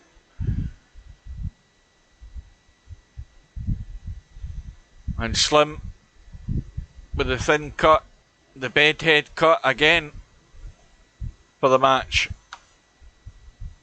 Well, this shot, I always have one look at it, pick the line and go for it rather than overthinking it, and he's played it well. And it's turned out to be a comfortable win for Slim. But that's how you take advantage of the 5-ball. The 5-ball handicap. When you can pop balls and you can get shots and you take advantage of it, then you're going to win. If Stubb had been getting the shots and running the racks, Slim would never have got to the 5-ball any time. So, Slim goes through. Let's have a look at the bracket. I'll unplug my my USB fan, my little £2 USB fan that I bought, and we'll see that Black Jagged is 1-0 down to Larry, and I think Boris will be getting something like the 5 or the 6 ball against Larry, I would think. Yeah, he's getting a 5 ball. Meanwhile, Slim is through, waiting on the winner of that match. On the one-loss side, we've got Spectre Don and Tommy Yu. Will jump into that because that looks like 2 racks all. No, it's 3-2 to Spectre Don on the one-loss side. And Tommy Yu, though, is getting the 7 ball, and he's going to have to play the long jump over the edge of the 4.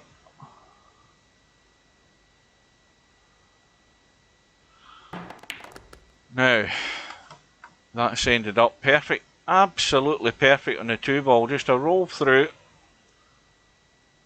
Couldn't have put it any better with his hand other than the fact that he's close to the rail.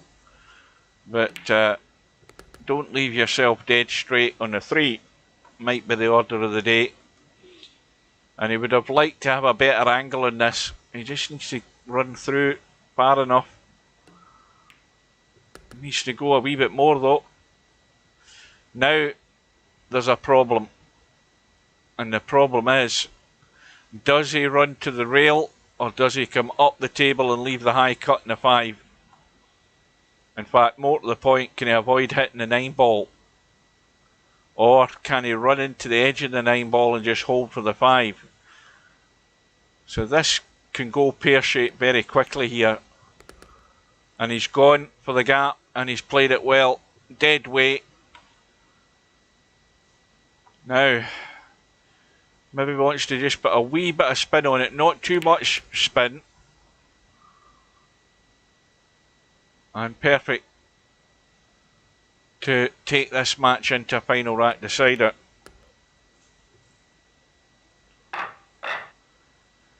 So Tommy Yu breaking off. fairly straight looking rack to me this time.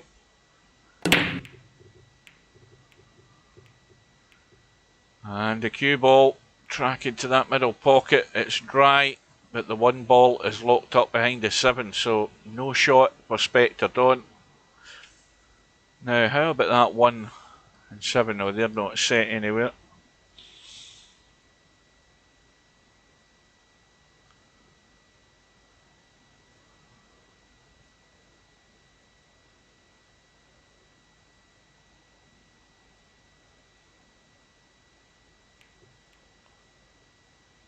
So the push out has been played. Again, Tommy Yu can either play from there or he can put Spectre Dawn back in. I'd be more inclined to play from there and skim off that 1 and just try and brush up past the 3, because if you get it decent enough, you're pushing the 1 behind the 9, even though the 7 ball is there, and you should have cover. Well, he's hit that a lot harder and a lot thicker than I thought he would. But it's not a bad result.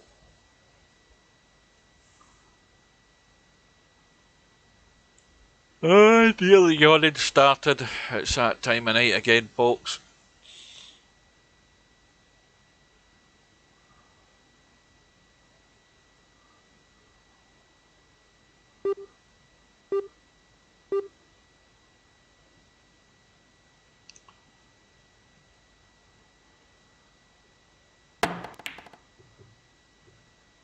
Well, he's got the skate and he's left it awkward on this 1, but it is a chance for Tommy Yu now. Again, with the angle that he's got in this 1, I mean, if he was to try and pot this into the corner, he's going to run into the 5 or the 8. I think he needs to go for this full-blooded, to just hope he gets a nice rub off one of these balls here to have a shot in the 2. Semi-pro. Now he's got a brush off the 8 and he's got half a shot in the 2 ball. Semi-pro through 4-0 against Sergresh on that 1 lost side, and this has got to be thin. But it's same again, you've just got to hit and hope. You've got no guarantee you're going to have any shot in this 3 ball. You don't know where the cue ball's going to end up. He can try with a wee bit of inside English to try and avoid the 9 when he comes back up the table. He's managed to do that. Again, he's not got the ideal line, but he's got enough angle to pot the 3 and drop over for the 4. It's just a plain ball pot. You don't need to do anything other than let the cue ball just run to get there. But he should have a half decent shot in the 4.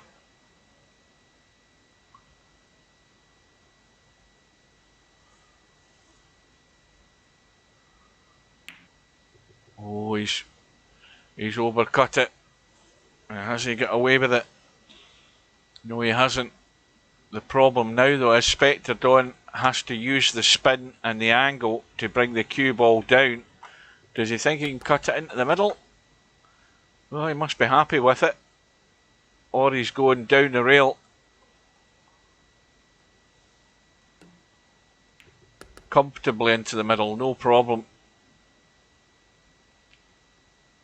So, Tommy Yu's chance may well have just gone.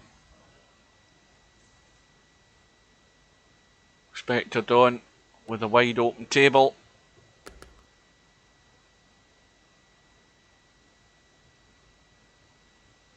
Looks like it's going to be the long 8 ball, unless he starts getting elaborate here.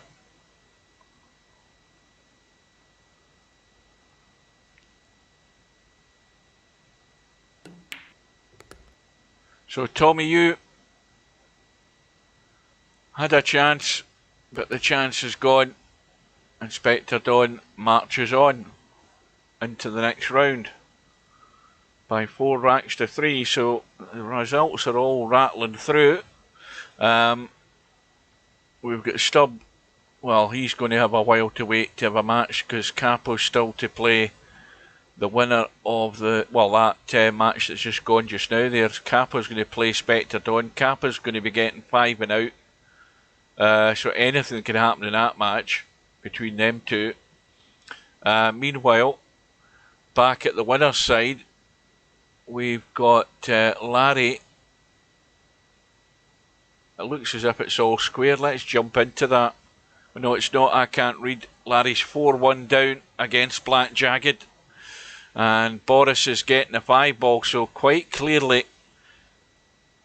Larry's been making mistakes. I've got no doubt about that.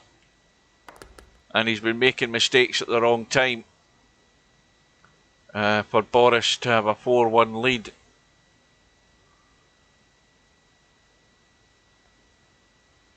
But Larry at the table at the moment with what to do to get back into this match.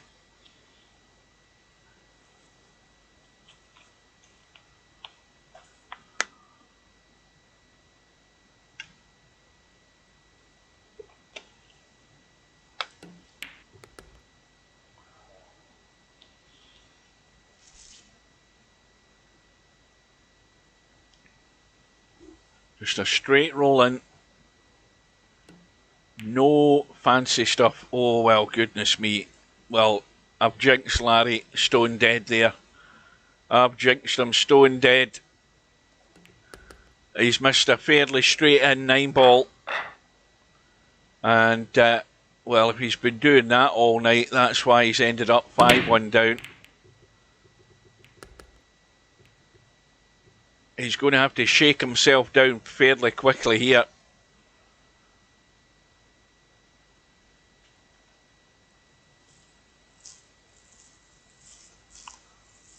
What a horrible miss on the 9 there by Larry. And of course, when you make mistakes like that, and again, if you're playing against somebody who has got half a chance of running 2 or 3 balls, then you're going to lose. Because Boris just needs to get to the 5-ball. He just needs to play sensibly, cut the 3. As long as the cue ball stays in the open, he's got a shot in the 4 in the top right-hand corner pocket, and he's made a complete hash of that 3-ball. And Larry's got out of jail, even though he's not got a shot. I don't think Larry thought he would be back at the table.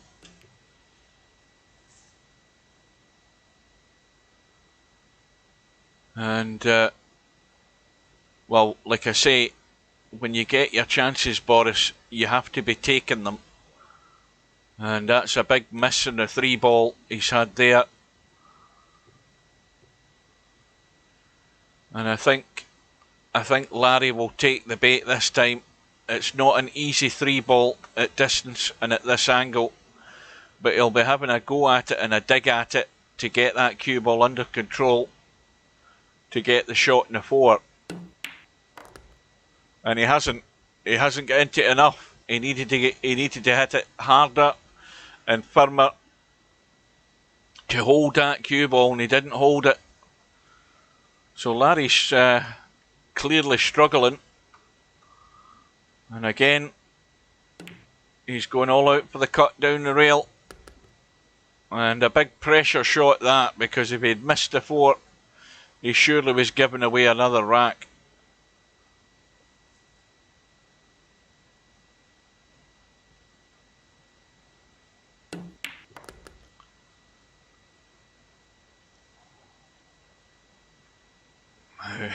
Just pinch a wee bit, go forward.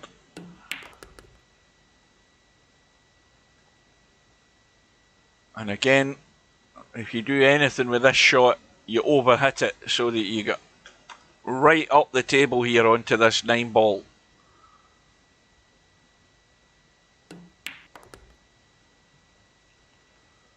And the further you go, the more you open the angle and the straighter it is. Now, this is not a dead set for Larry, bearing in mind the 9-ball he's just missed. So he's got it back to within 3.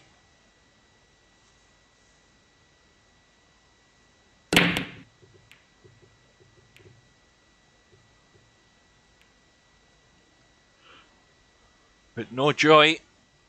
The break is dry. And a shot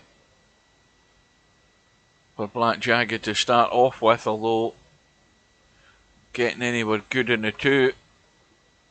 He's going to have to come across the table and leave a high cut in the two. He's missed the one though. He got on the two. But Larry has a shot. Again, he has to avoid running into the six if he can. He looks as if he's going across table. Avoided the six. Giving himself half a chance here. Just looking to see where this 9 ball might go.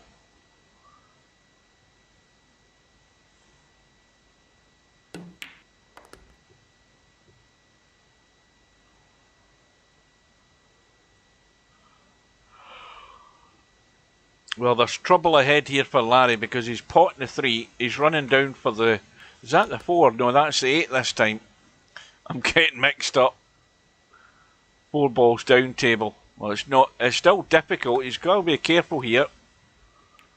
Just to leave himself in the gap.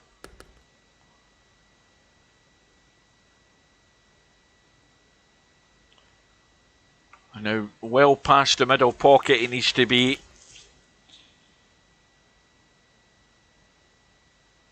Now, is that line going to make sure that he misses the 8? I think he's okay. And likewise with this one. Well, he's got to be brave enough to go 3 rails here, I think. Short rail, side rail, and over to the left-hand side. 1, 2. And over to the side. And that will do. Nice angle on the 8. And again, plenty of room on this left side as we look to get on this 9. Loads of room. And Larry is going to be back to within 2.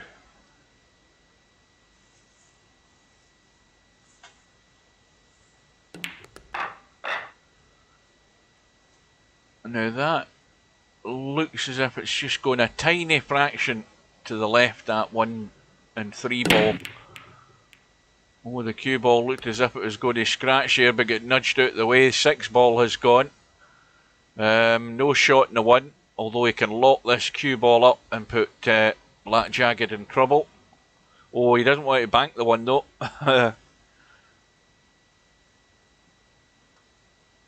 Well, mind you, when I think about it, if he had actually banked that 1, the 2 ball was hanging over the pocket with the 8 anyway, so it wouldn't have mattered. But he's got Black Jagged in trouble. And he's managed to spin himself right round that 1 ball. Now, what does Larry do here? Does he go for the run out, or does he play the 1 cut onto the 9? It's a bit dicey at that distance.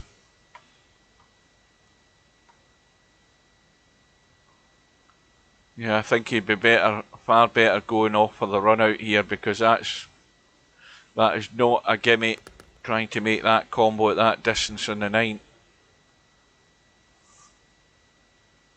But it's just about minding your work and getting the job done.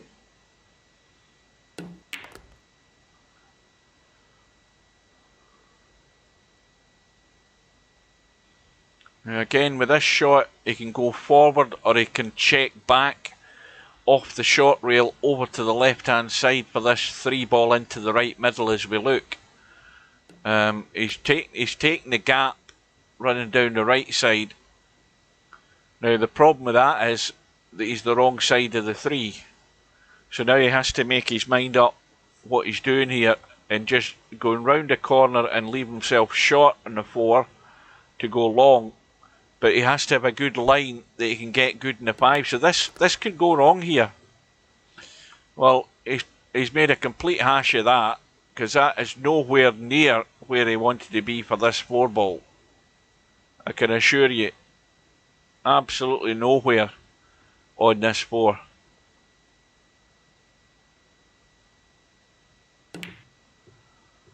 Well, he's got the 4. And now he's got the same dilemma with an even worse combo on this 5 and 9. Because the 5 isn't going. It's far too tight. And that 5-9 is nowhere near set anywhere good to be taking it on. And he's got it though. That was a good shot. And he's back within 1. That was nowhere near anything easy on that combo. But he's rescued the situation. And he's also got the 9 in the break. In the next rack, the 9 comes up. And he stays at the table with a shot. Again, half a shot in the 1. And he can run over and get out for the 2. He needs to make sure he stays in play if he's going to run this up the table.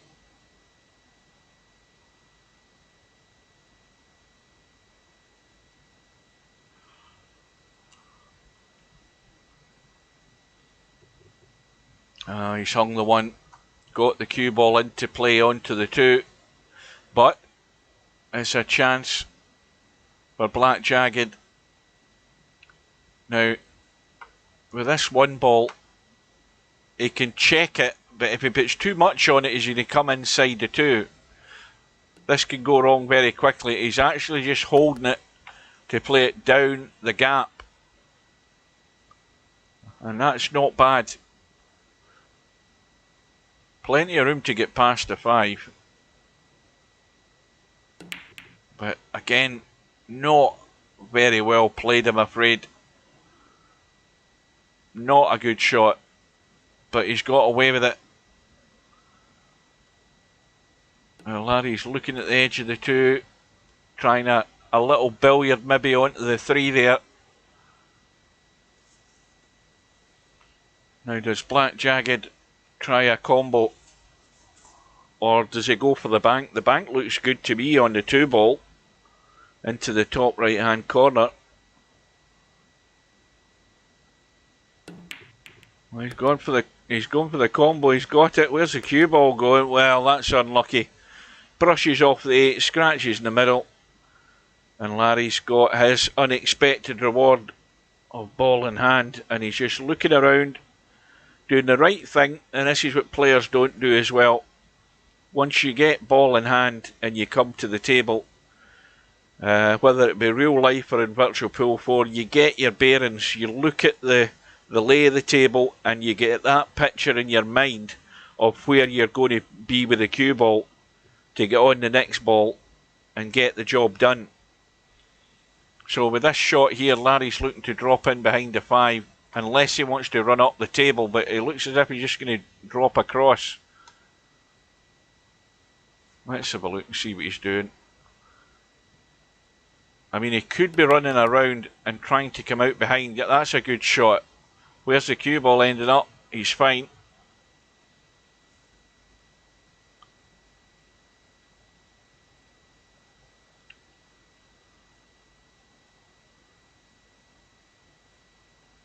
So Larry, having been 5-1 down, maybe I've changed his fortune coming into the match, even though he missed a sitter on the 5 ball. It's turned the match for him, because provided he can get good on this 8 ball and get onto the 9, he should be all square.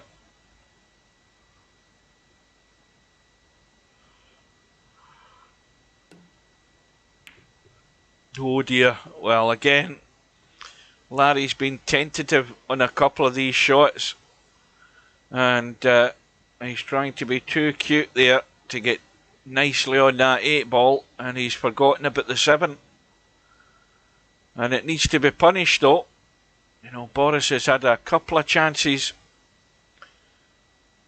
and this 7 ball, and again he's not making good efforts at these balls like that. He's made 2 complete hacks on them. And this time he's scratched again. So Larry escapes again. So just a little soft stunny draw off this 8 ball, not too much, just to get him nicely on the 9.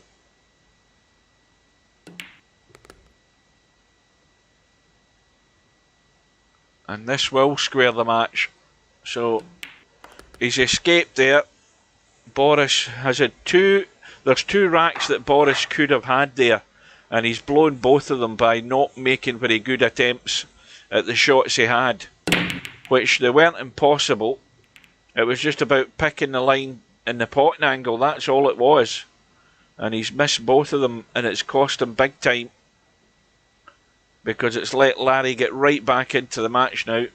All square, but a dry break from Larry, and no shot. And again, Black Jagged looking to push out. I would be careful about where he's pushing, because again he's left that enticing bank, and that is a good bank on this 1 ball, and the 2 balls wide open. That 1 ball is a good bank. I don't know whether, yeah, that it looks a reasonably good bank if he can keep the cue ball out the way of it. He'll still have a shot in the 2 as long as he keeps the cue ball in play. Well, maybe it wasn't such a good bank. I think the awkward part was he was hampered by that 7.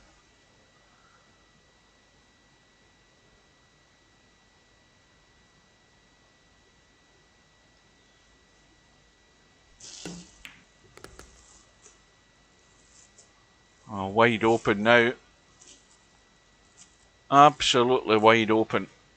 This is the way you want the balls to be on any table, but especially 9 ball.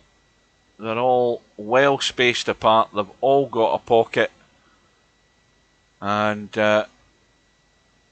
all you have to do is just pick your way through them.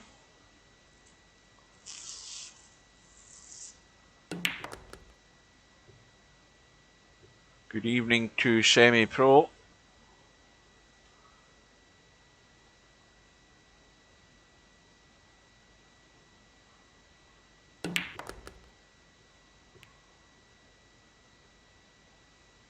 Now he just wants to dig into it and stun across.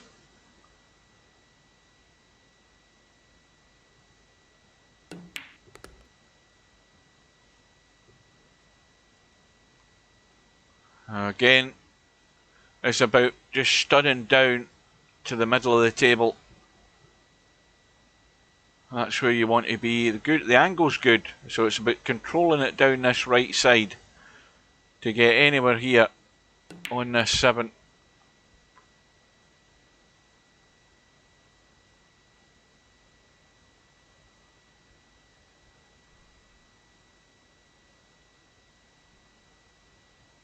I never even noticed you were using a jump cue. I wasn't paying attention. I think it was Hairpig that mentioned.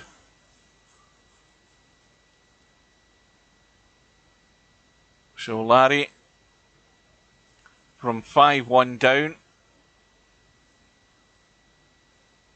and provided he can avoid running into the 9, he's hung the 8 again. And again, these stun shots into these corner pockets is a nightmare. If you don't get them flush, they ain't going in. And Black Jagged this time, for the 3rd time asking, has been gifted a chance, and this time he's taken it, and that ends Larry's run. And Black Jagged now 1 away with the break, and there's another result through, and it's gone to Spectre Dawn against Capel.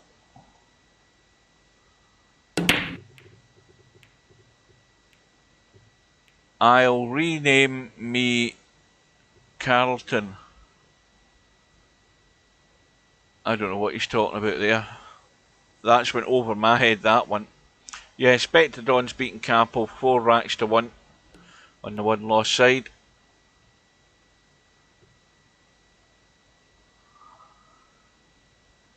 Carrion Or Carton, what the hell? Carione. Somebody needs to explain that one to me. That's a German joke that's gone over my head.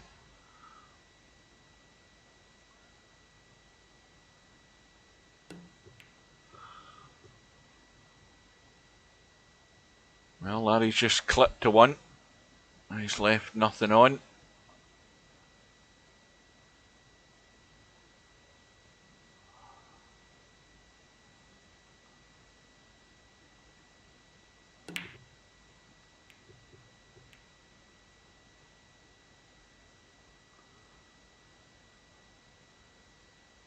I don't know, and you're going to have to explain that to me as well, Cobra, because that's got me even more confused.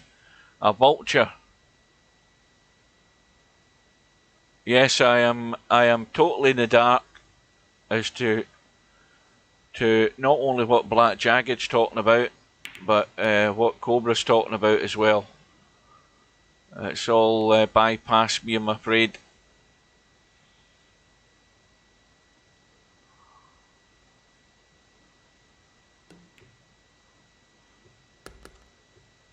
Oh dear. Carione. It sounds like an Italian pasta.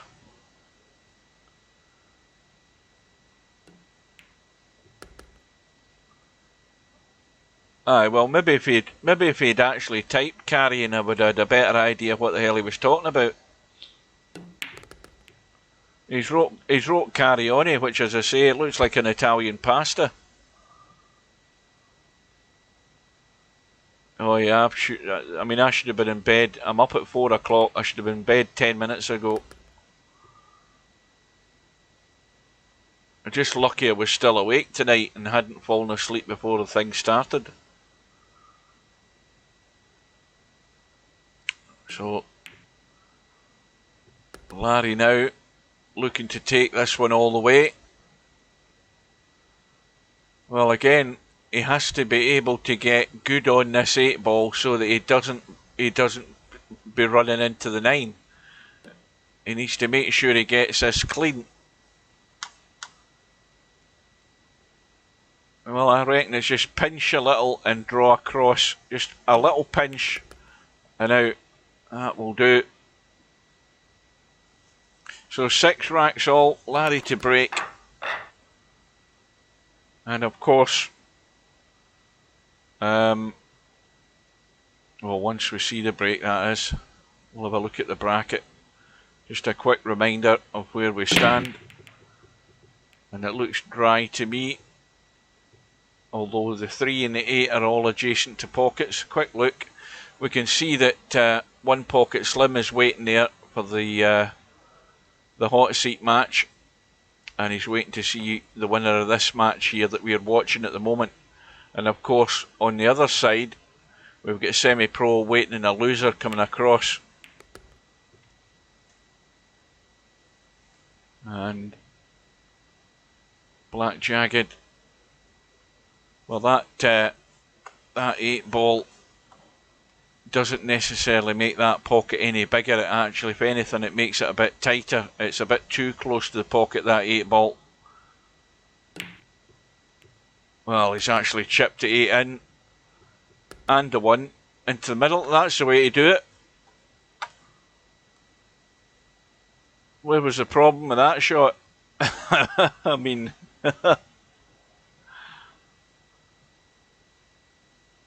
now, if he cuts that 2 and he gets the right line off that rail, he might be able to run into that 4. I don't know whether he can avoid the 7. No, he can't.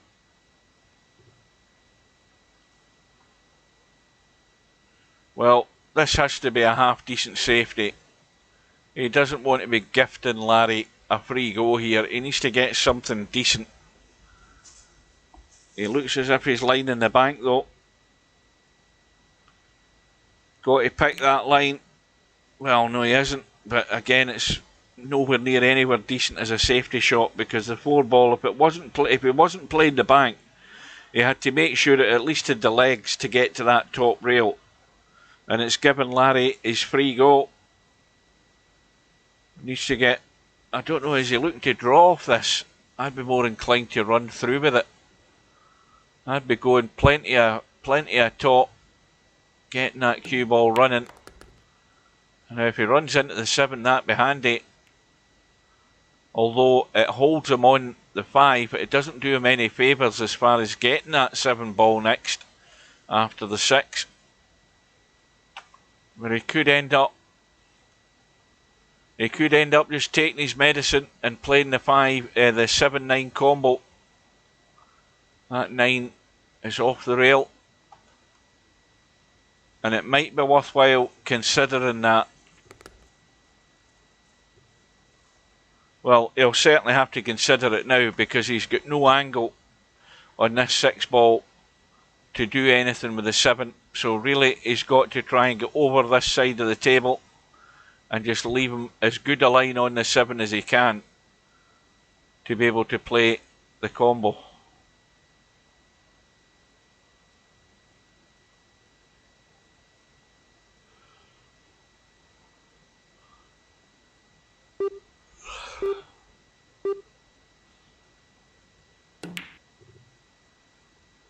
Well, he's tried to get the bottom side of the 7.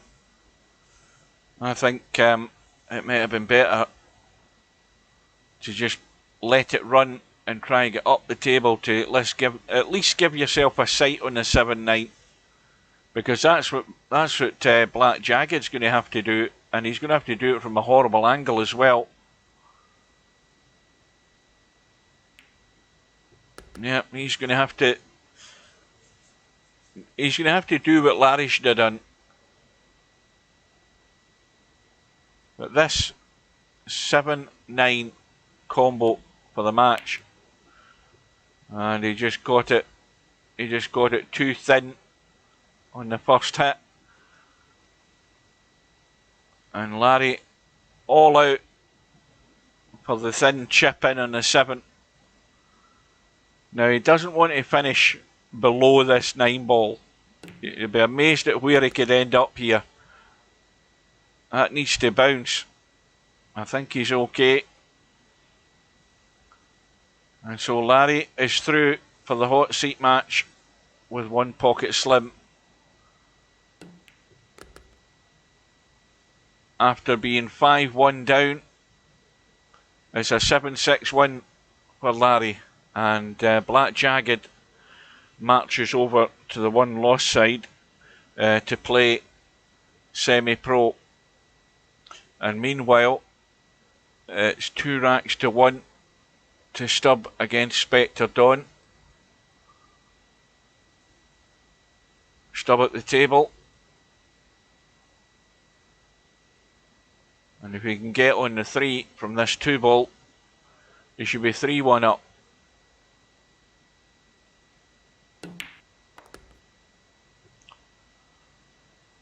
Well, now the line to take here is pot the 3, sorry, and get up the table past the 5 for that 4.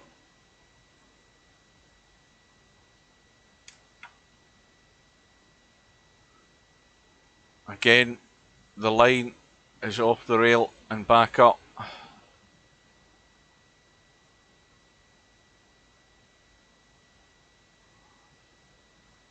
Far enough up the table to get the good line in the 5.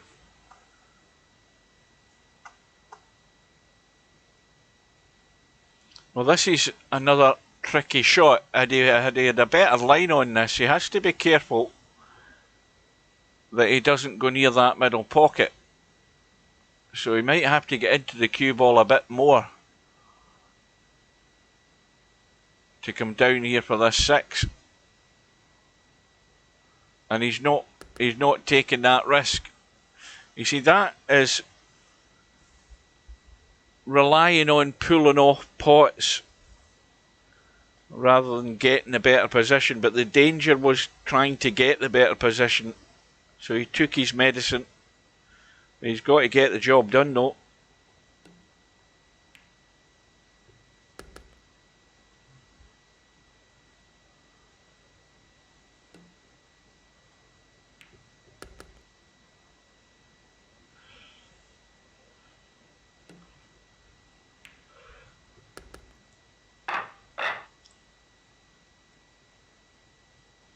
So 3-1 on the hill with the break and a ball in the break. Now he's also, well, he's got half a shot here, but the shot he's got in the one is not pretty from the point of view of what he has to get to the cue ball to do. If he's potting the one, he's going to have to run the side rail, opposite side rail, and if he's got any angle in this too, he can't pot it. He has to get nailed to the rail to be able to run it up the table. If he's here, he can't pot the two. Well, he's trying to run this past the 8 now.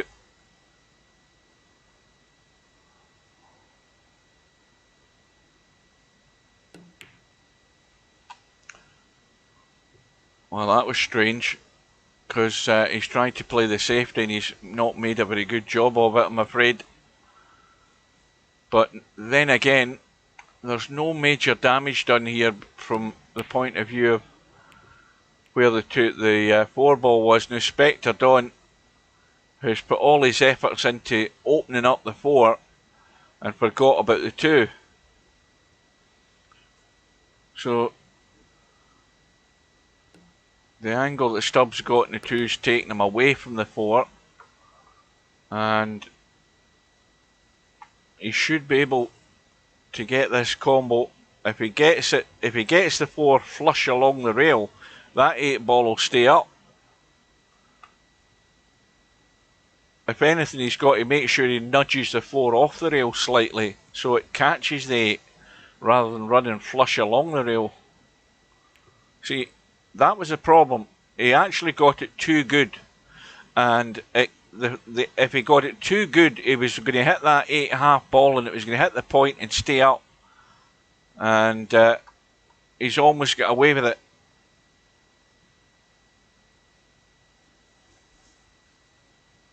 Spectre Dawn, well, Spectre Dawn has tried some sort of half-hearted jump or massé or whatever. I don't know what the hell he tried there, but he's made a complete mess of it. And Stubb has got ball in hand for the match.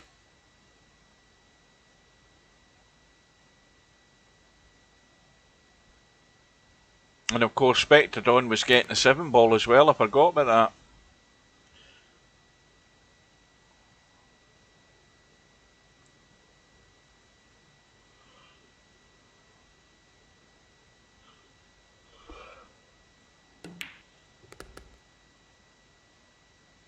Again, he's leaving the big high cut in the 7 now. Does he want to nurse this in, or does he do the sensible thing? Good bit of power, cut the 7, run the cue ball up and down the table. No, he's leaving it high.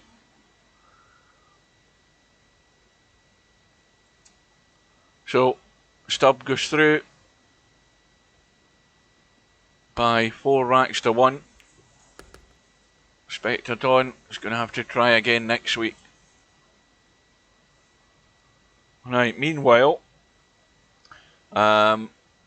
we've got Semi-Pro 1-0 up against Black Jagged, and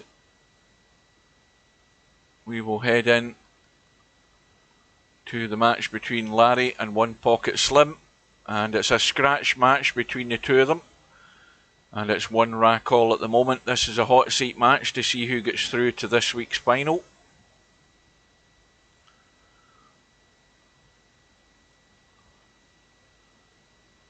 Now Slim, he's going all out for the bank. Oh, he's got away with it. He's got out of jail there, big time.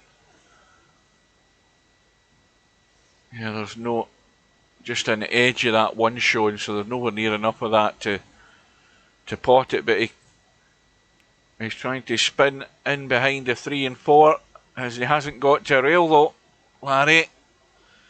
And that's another bad mistake by Larry. Got to get to the rail, and it's given One Pocket Slim ball in hand.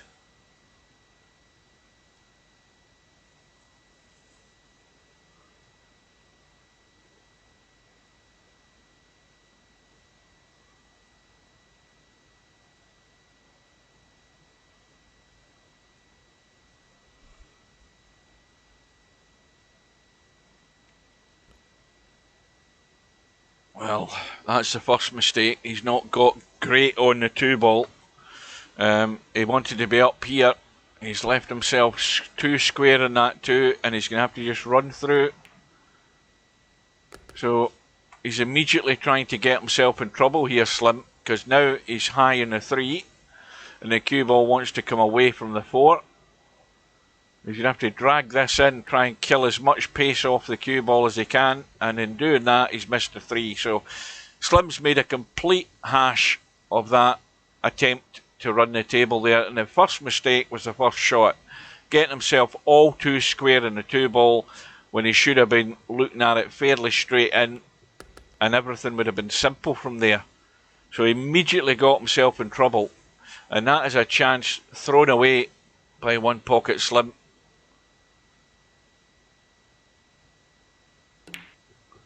Meanwhile, Larry's got himself too straight in the 4 and having to play the long 5 now. And he's again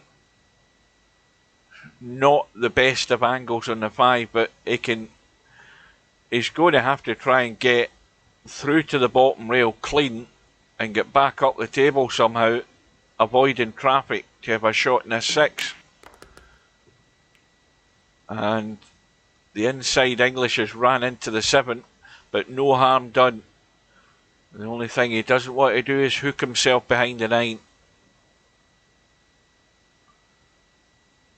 But he really should be punishing One Pocket Slim here, because that is a cardinal sin by a player of Slim's standards to have ball in hand and completely muck it up after the first shot.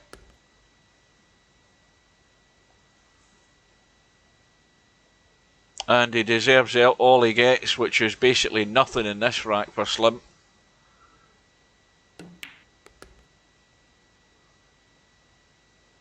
Well, this looks all too easy for Larry to roll this in, but we'll see what he's managed to do earlier on tonight.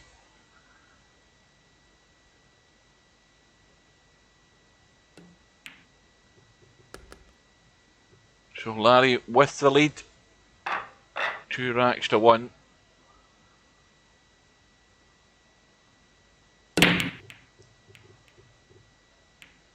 But I don't think he's getting any joy here from the break. And more important though, how's Larry's luck? Well, the 1 ball is on. Slim is going to have to run the cue ball round the corner to chip into this 2 and 4, because there's no shot there for him at the moment. Oh, that's unlucky. Well, it's going to be the billiard from the 2 onto the 4, I think. I think there's just enough room there to billiard that 4 in. Maybe not, the more I look at it. Yeah, there wasn't a good line. But the end result in the safety's not bad. Now, how does Larry fancy picking the line and kicking the 2 in? Well, he's got it thin in the top side. But once again though, Larry's got away with it.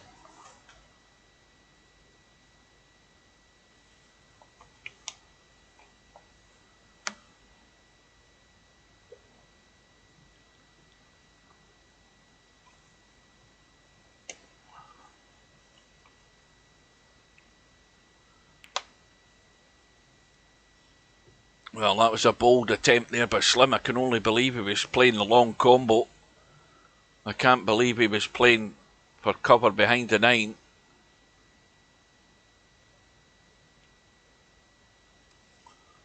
Larry out with the jump stick. Now,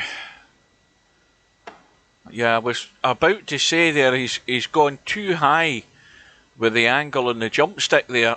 The angle needed to be lower with the butt of the jump stick to actually get the longer range on the cue ball. The higher you go with the jump stick, the shorter the jump angle. So the less distance the cue ball gets. So Larry's again totally misjudged that shot there. Not that I'm any sort of expert on jump shots, but I do know that you have to get the cue at a lower trajectory. A lower angle to get the trajectory of that cue ball to go lower as well, but longer. And Larry misjudged it. But once again, can Slim take the opportunity? And this is the one that's going to decide it. Potting a 5 and getting somewhere good on this 6 ball. And he's going to have to get right side of this 6. And that looks good, but if it runs down into the 7, he's done for. And he is. Oh well, there's the worst place you could finish. And not only behind the 7, but behind the tit. He's corner hooked as well. It could have finished any worse.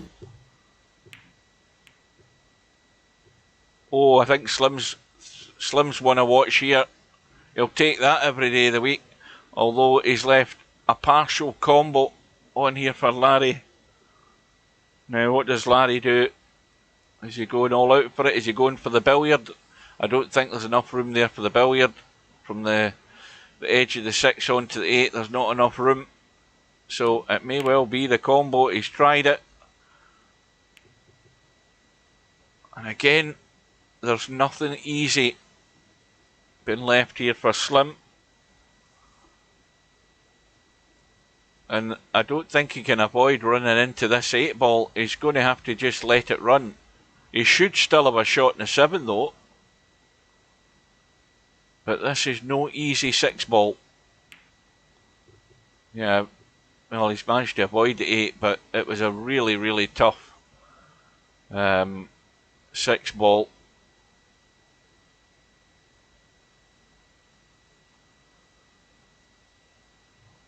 Well, it should be plain sailing here for Larry, because he's got nothing to do with the cue ball off the 7 other than just kill it. Leave the nice little angle that he has on that 8 ball.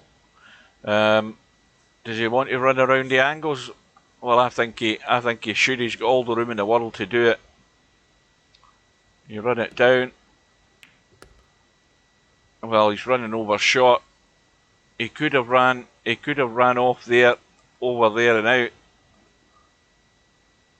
He's gone slightly inside this 9, so it's a blind pocket. But if he gets the pace right, he'll give it every chance of going in, and it's gone in. And Larry has a 3 racks to 1 lead. So this to see who gets into tonight's final. And a couple of balls in the break. And a shot in the 1. Now, what have we lost? We've lost the 5 ball, the 7 ball, and Larry's sitting nicely on the 1. Although not that nice for getting good onto the 2, and that was the problem with that shot. And Larry had to force the cue ball through there to get it down for a line to have a shot in the 2, and that's why he missed the 1. That's always what makes a pot more difficult. The pot can be difficult enough as it is, but when you start having to put things on the cue ball, you know, putting spin on it, you double the difficulty in the actual shot. So it was nowhere near easy to do what Larry was trying to do there, but he had to do it because he would never have got good on the 2. And it's given Slim a chance here to just nip this lead in the bud here and get it back to within 1. But he's got to be careful though, and he's played the right shot to get top side of this 6. So all he has to do, well, maybe not so, the angle he's got in this 6 ball, this cue ball wants to run down into the 9. And if you start running forward, he's played it as good as he could there. He had to let it run forward and take the risk that he was going to avoid the 9. And he's got, again, a reasonable shot in the 8. Not a gimme, but the weight on the 8 gives him pretty well perfect in the 9 to get back to within 1.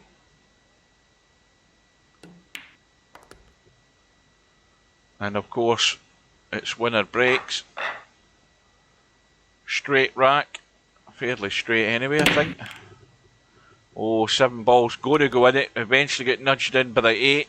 And once again, Slim's got a shot in the 1. The 2 balls hanging over this bottom left-hand corner pocket. 3 balls, well, in the table, but not ideal. And the 4 balls awkward in the left rail. So, again, there's a wee bit of care needed here. And the immediate one he has to deal with is where he wants to be playing this 3. Now, the obvious shot is just to run off that jaw and come out for the 3. And make sure that you're out in the table slightly, at least off the rail. And again, the problem is he's not gone far enough. If he was here, he'd be perfect. The fact that he's there, he's running away from the 4, and it means it's more work to try and do with the cue ball. But I don't think it's worth it. He needs to avoid the 5. Oh, that kiss in the 5 has worked out big time. It leaves him on the 4. Now, once again, this is a similar shot we saw earlier on, although the 5 is closer to the 8. But if you get that 5 too flush to the rail trying to play this combo, the 8 won't go. And where the cue ball is now, it's going to have to be a billiard. But will he have a shot in the 5 is the question. Well, he's got a shot. It ain't all that inviting. It is not easy.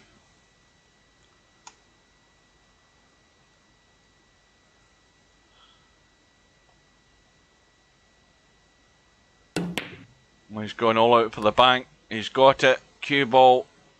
Perfect for the 6.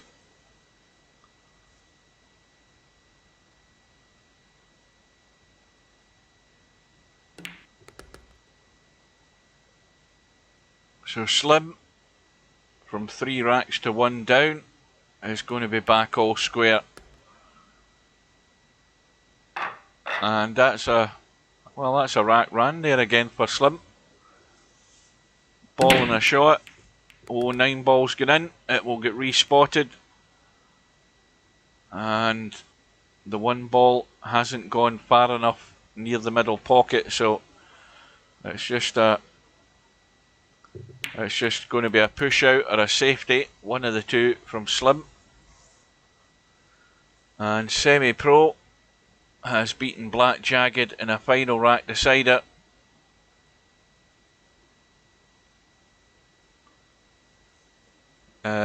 Four racks to 3.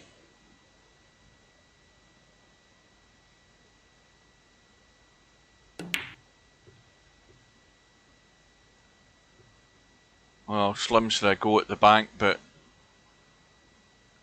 at the end of the day, the problem is this cluster of balls that we've got here. The 2 ball isn't going anywhere fast, but whoever gets control of the table can certainly have their opponent in trouble. And it's odds on that it's going to be Larry that's going to have that choice. He can have Slim locked up big time here.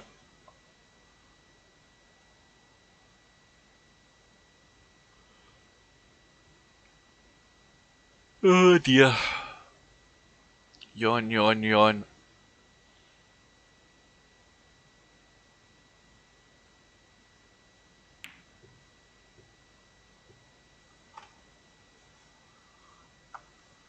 Well, that's tight enough to prevent the jump, but it's not a great safety in terms of making it difficult for Slim, because it's an easy hit. And he's hit it half ball. And if the pace comes off this cue ball, it's not a bad safety either. But once again, Larry has control. He can get this thin. He can come around the angles, and he can get this cue ball down here. And if he's brave enough, he can try and get it behind the 7. But he does risk the scratch doing that. He's looking to go the other way. He's looking to just send it to here and go there with the cue ball. But again, he hasn't got it, and would you believe it? There's a gap for Slim to get the cut in the 2, and he may well run into this 4 and 5 and 3 ball cluster here to open things up. And this could backfire very quickly. Well, Slim Hasn't gone for it. I'm surprised at that. He's got away with it though. But I'm surprised he never went for the cut.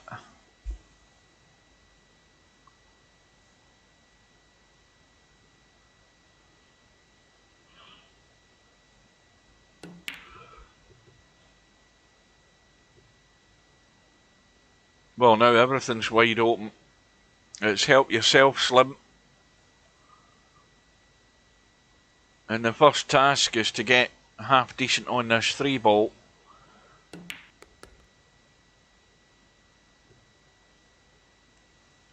Now, can he avoid the 9? I don't think he can. That's the problem with this shot. He's trying to draw off the 3. But that's the best he could do in terms of having some sort of shot in the 4. And there ain't much of a choice he's got here.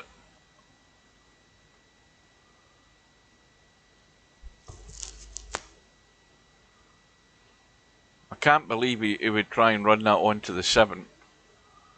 He looks as if he's...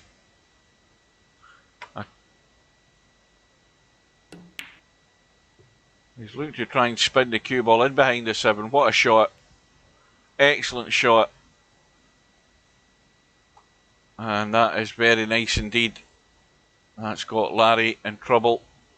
And that's given Slim major control of this table.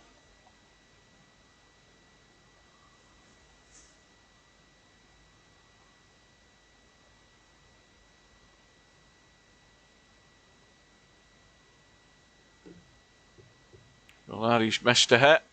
Slim gets the reward. Now, can he make a better job at this with ball in hand than he did earlier on? Ball in hand. Now, I should be up the table for the 5 into this bottom left hand corner. And anything but dead straight on the 6 ball, so he can stun off the side rail on the left hand side. He can go around the corner like that, but anything but dead straight, and that's enough angle to get the cue ball out and across for this 7. And likewise with this slight angle, not too straight like that, and now Slim has got a problem. He's going to have to go the big draw and just play this long 9, sorry, off this 7. And if he doesn't want to pinch too much either on this.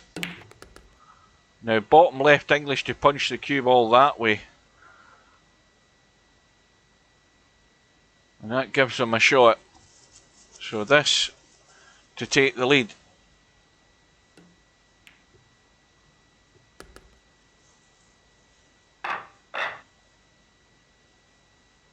And meanwhile, while he's breaking off, we can see that it's a rematch between Semi-Pro and Stubb on that one loss side, and it's 1 rack all at the moment.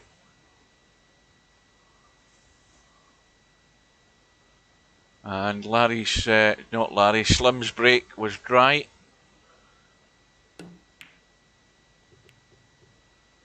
Larry's gone all out for the pot in the 1. He had nowhere near a great shot in the 2, but he would have had a pot. But the miss has given Slim a chance to once again punish Larry for his mistake.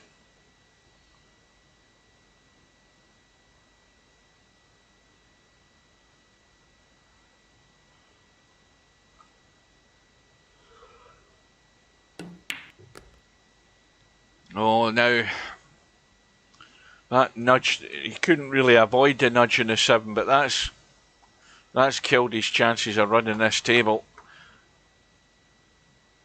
He's trying to run into the 7 and the 4, and he may well scratch. And again, Slim has had the chance to run the table, and it's all gone wrong. And Larry's been reprieved again with ball in hand. Now what does he do? Run the 4 into the middle? Or does he run the 4-9 combo? That looks pretty good to me. For a quick win. Oh, well, he's missed the combo. The 4 balls pushed the 9 around the angles and the 4 balls gone in. But I think he can just see enough of the 5 and no more. Or can he? Yes, he can. But he hasn't got that cue ball over to the right far enough. Again, another tough 6 ball.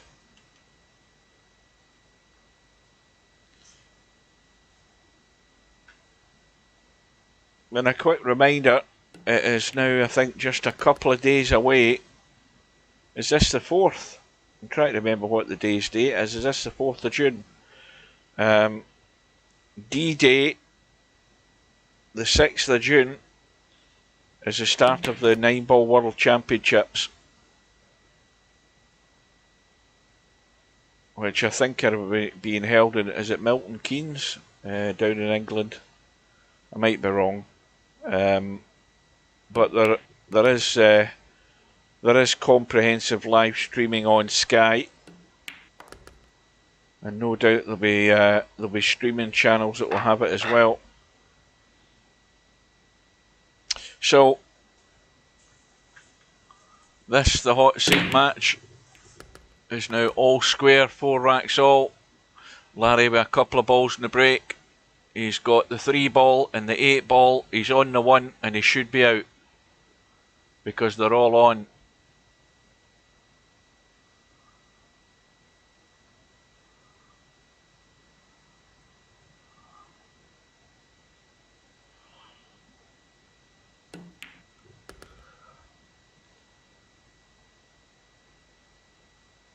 Now the simple shot, drop the 2 in, roll the 4 into the left middle and just roll through for the 5. The problem shot is how he finishes on the 5 to get up for that 6. So he should be leaving himself more or less where the 4 ball is with an angle. That's gone straighter than he would really like. And he's got to draw down past that middle pocket there, and he's gone too far. He's got the juice into it, and he's lucky he didn't scratch. And that, well, dare I say it, that's a trackball mouse that does that.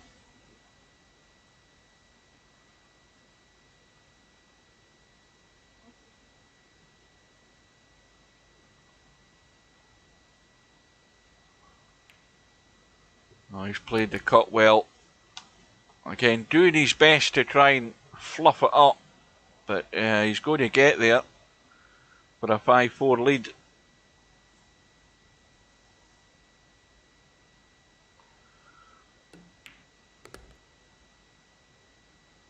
Now, did he want to finish there on this 9 ball? I don't think he did. I think he wanted it straighter for up into that corner pocket. He's still playing it into the corner pocket.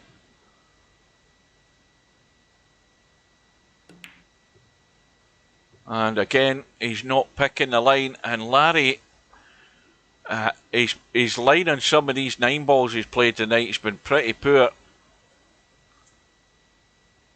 And again, that's a chance gone. He should have been 5-4 up. And Slim punishes him big time.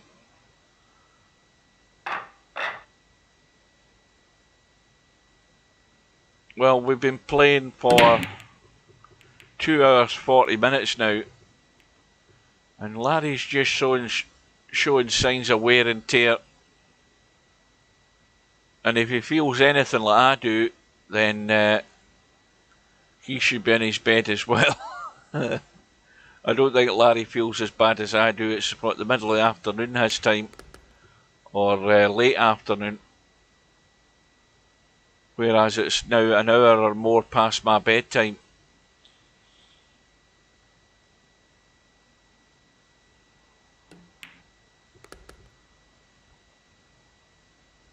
Well, Slim's break I wasn't paying attention here. It must have come up dry. And Larry's in with a chance to redeem himself.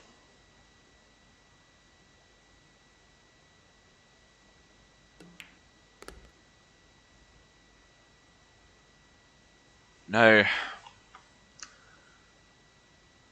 this is another tricky one. He's wanting to come back for the 6 into the other corner pocket. Had he ran through, he had to make sure he would run through far enough for the 6 into the other corner pocket. So now he's in sort of this in-between zone here, and it can go awkward considering where that 8 ball is. He needs to run far enough. I think he's gone there. Yeah.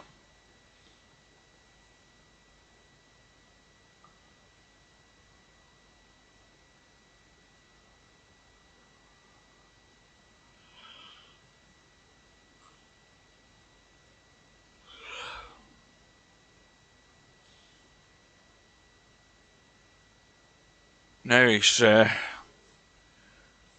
looking at this 8 ball. So if you just drop that in, roll the 8 ball in, the cue ball's going that way. It's all about weight of shot. He's going to have the 9 into the opposite middle pocket.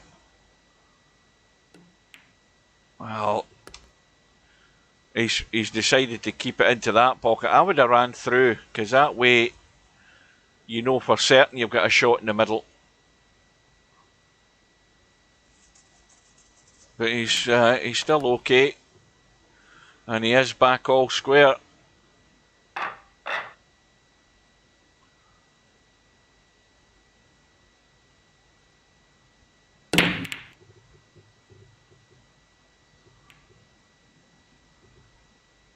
Now let's have a quick look at the bracket, see how things are going, and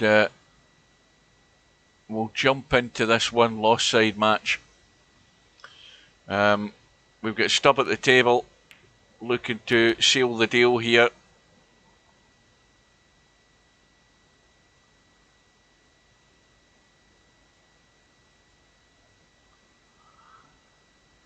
And he's decided to do the Control-Alt-Delete and leave Stubb hanging.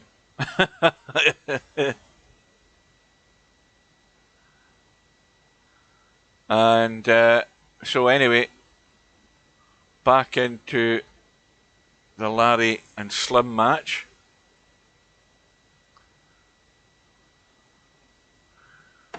Larry out with the jump stick, having a go to try and cut that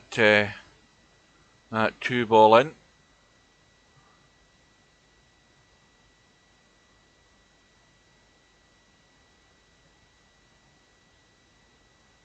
Well, that just forces Stubb to stay in the room until it times out, so he's got 10 minutes to hang about there. That's just to annoy him.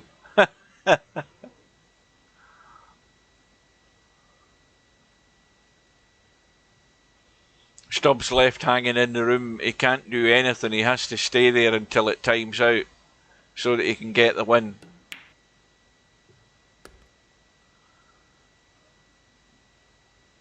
Well, Slim's gone awkward on the 4.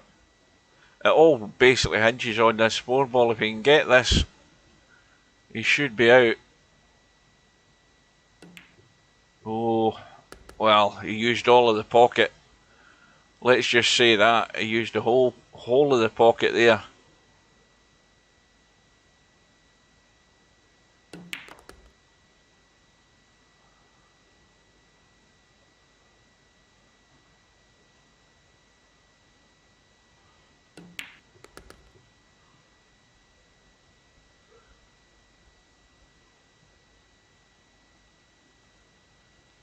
Now, does he want to force this in? No, he's leaving himself on the short side of the 8.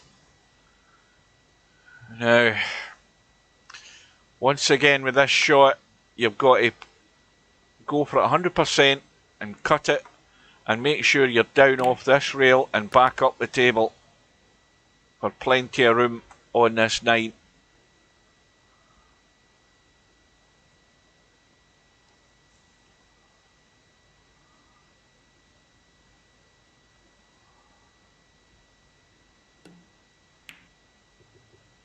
Oh, wipes its feet.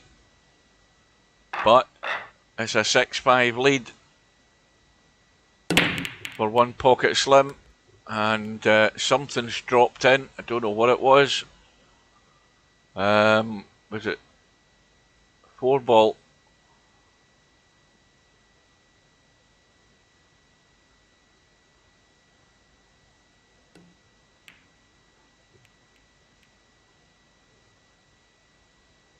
Yeah, you've typed that twice now, Semi. We've seen it.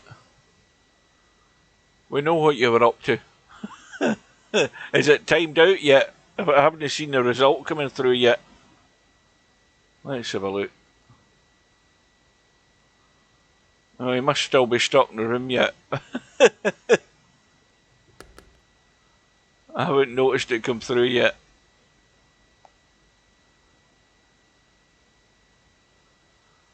Meanwhile, Larry in no shape on the one. Now, what can he do in terms of a half-decent safety, though? Well, that kiss off the 8-ball may well have done him, because the cue ball squirted out past the 5, and Slim just needs to roll this one in. If he can get the one, he's going to have a shot in the 2. Well, he's gone for it 100%, but now the problem is he's actually gone for it far too well, because he's now in such a position that he can't avoid the 9, and now doesn't know where the cue ball's going to end up.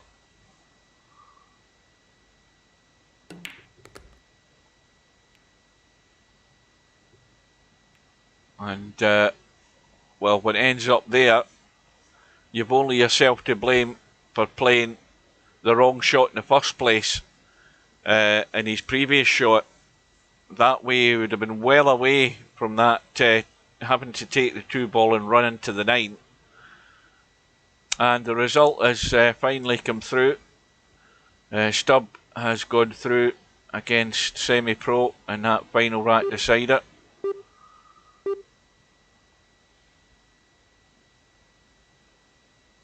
And meanwhile, Slim's looking to find a way to push this 3-ball in off the 8. No, maybe not. I thought he was going to push it to the rail and try and kiss it off the 8 and be, you know, really ambitious. But it's not a bad outcome. He's not left anything on. And Larry can only see half of the ball, so there's not many options available for Larry.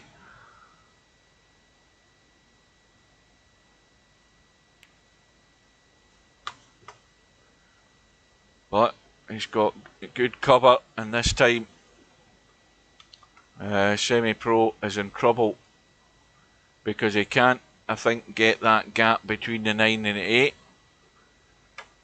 And he should be looking at maybe he's trying to get the spin. He's trying to spin it around to hit the rail. He's actually played it too well, believe it or not.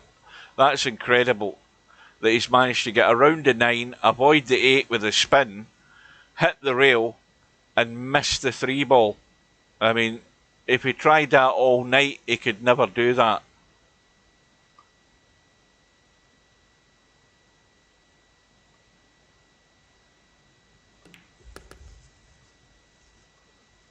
Who's not playing? What did I say? I can't remember what I'm saying at this time of night.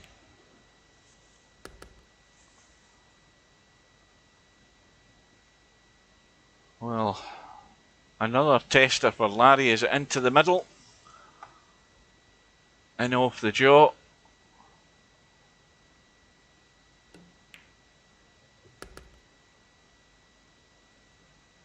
Well, it's looking very likely. It's Hill.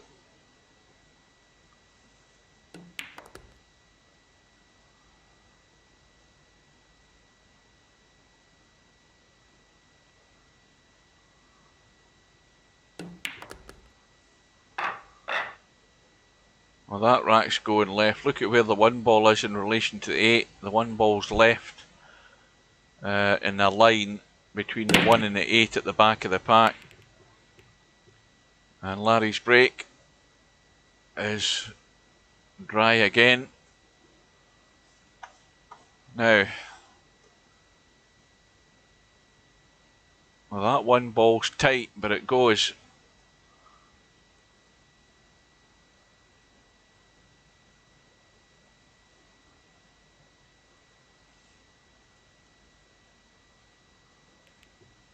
Yeah, it was too tight to be risking it, and that's a far, far better shot. That has got Larry in a lot of trouble because he can't get a line off that rail. He's right over the 6, right over the 4, and there's no way he's getting to this one ball.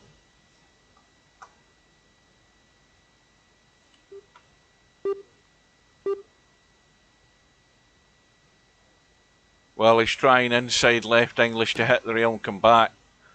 Yeah, it was not easy. Nowhere near easy to get there. But the only thing he hasn't done is opened up that 4 and 6, which is the good thing, but it's given Slim ball in hand for the 1-9 combo.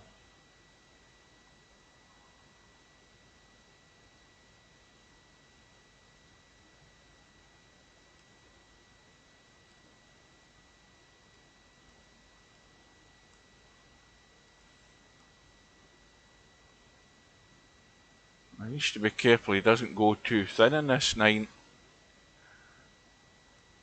Now, yeah, I don't think. I think it was a sort of half-hearted attempt at the 1-9 combo there, with still thinking on safety in mind, and getting behind this 4 and 6. And he's given Larry the jump. Larry's got the jump, but again, having not touched that 4 and 6, it still means that Larry's chances of running out are not great because of that. So we'll see what happens. He's tried to get a little nudge there, I think. He's missed a little nudge in the 4 and the 6, and now he's got no option other than to try and force this 3 ball in. I don't know whether he can force it with enough power to run and come down and hit them one way or another. I don't know whether he can do that. Needs a lot of power, and in the end he hasn't tried it. And what's more, he's got himself hooked, so that's gone all wrong.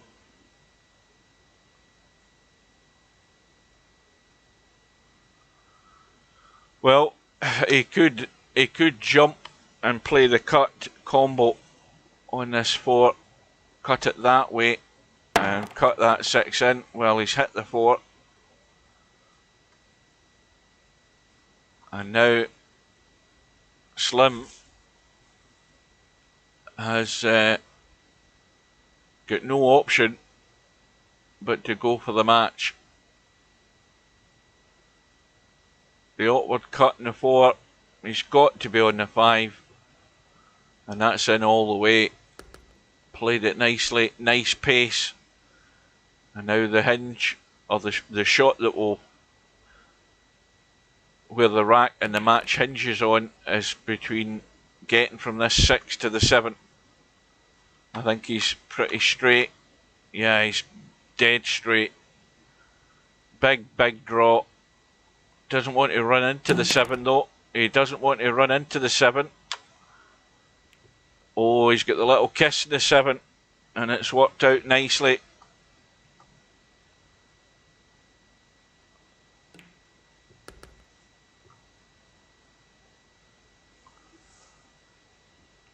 Now again, get it clear in your head where you're going.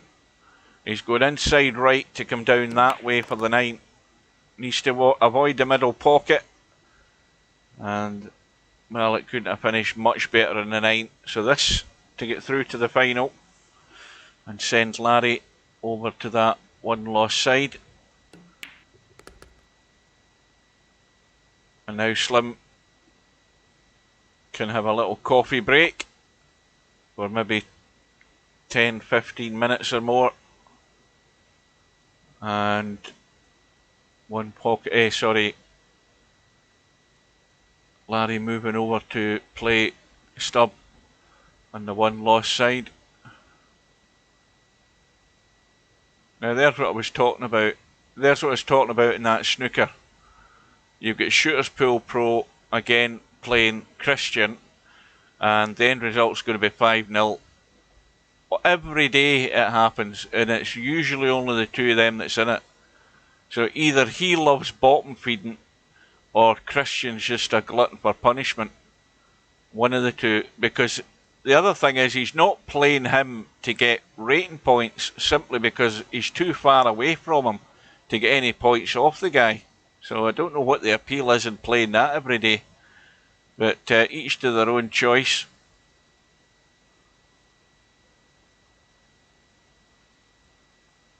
So the match is underway, and while it's underway I am going to have a bathroom break. I'll be back in a minute.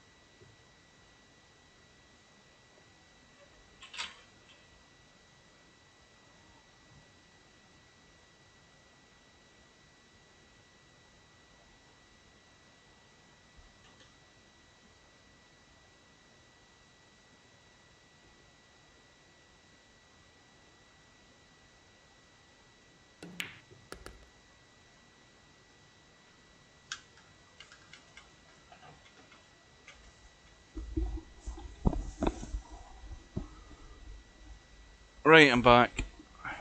I'm still awake, partially anyway. Good evening to Bedhead.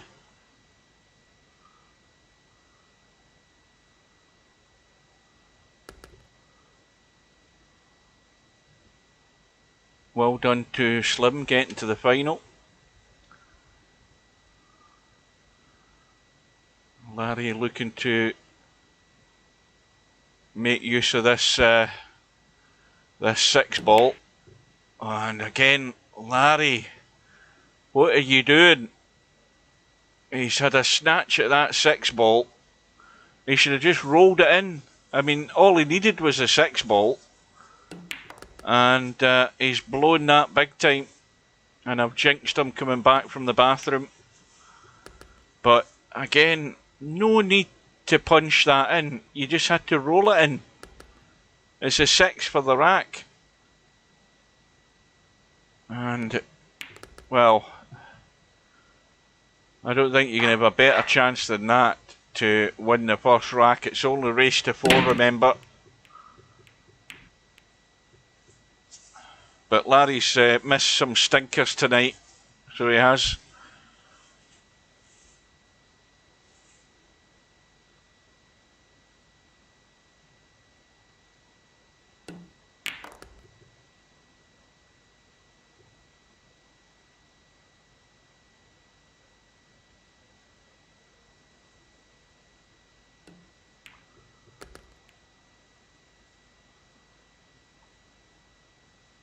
Well, Larry's got to be kicking himself because he's now staring at 2-0 down.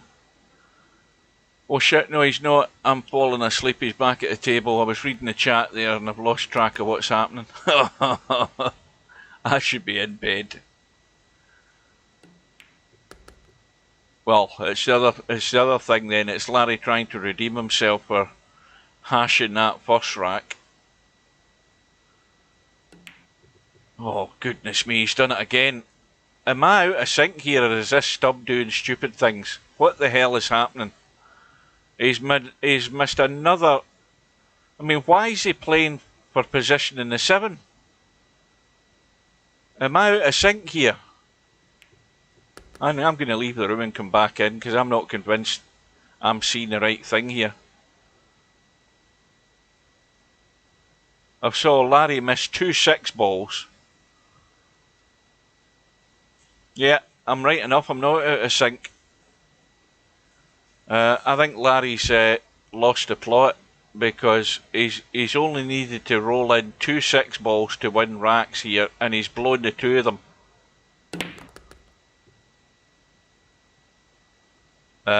And why he's done it, I don't know, because he simply has to just roll them in.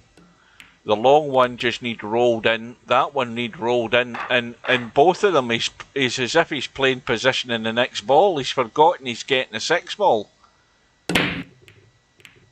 And Larry has gifted 2 racks to Stubb in a race to 4. And I think I've cursed Larry big time on that 6 ball.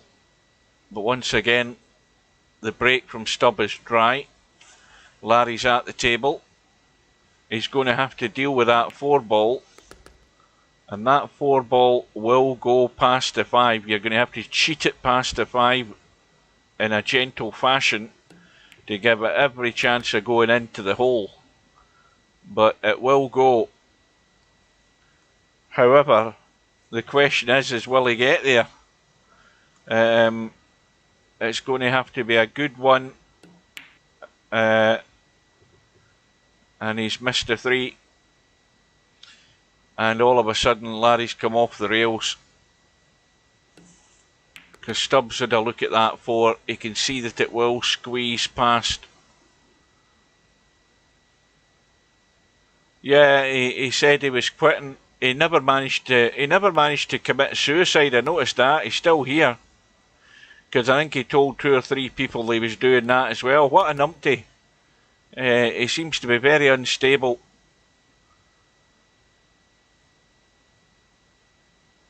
All over the head of a bloody game, when you think about it.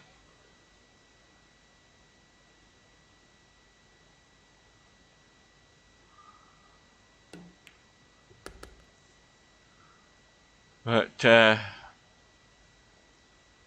goodness knows what's happened with Larry, because everything's gone pear-shaped in this match. He's made some stinkers. 2 shockers in that 6 ball.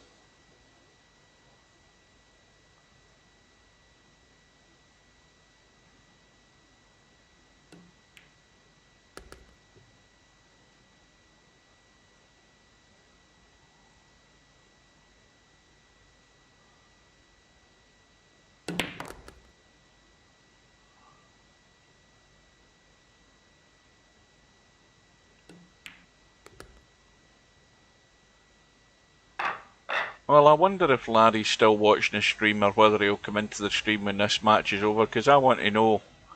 I think Larry's gone.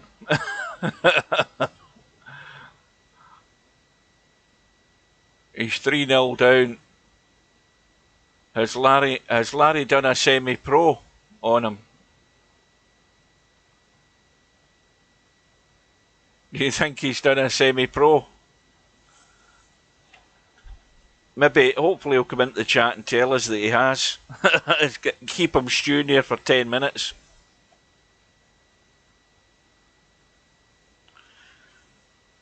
I'll have another drink while I'm waiting.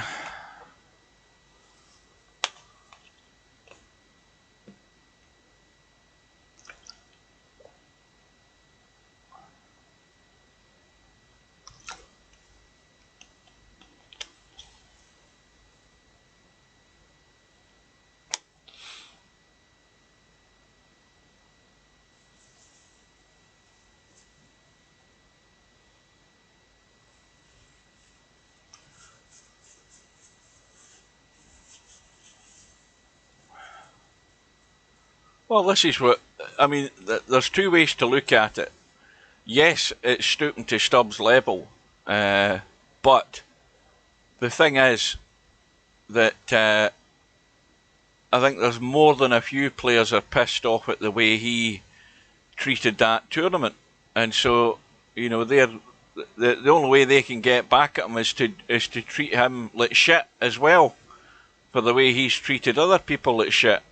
So in that sense, I've got a fair bit of sympathy. In fact, to the point that I've asked earlier on is why is he still playing in these tournaments?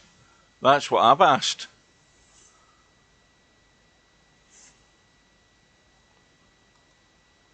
So Stubbs just going to have to sit there and stew. And anyway, more to the point, Larry, what the hell were you doing with those 6 balls? Why was you trying to pot them and play position in the next ball when all you needed was the 6 ball? Answer that one while you're here.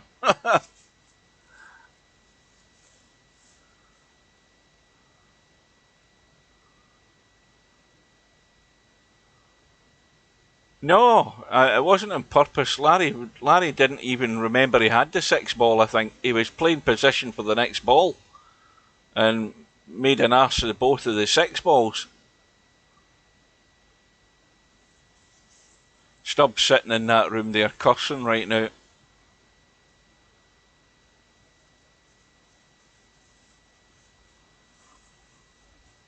Anyway, I've got a good idea while we're waiting. This is a bit of entertainment. Give me a second.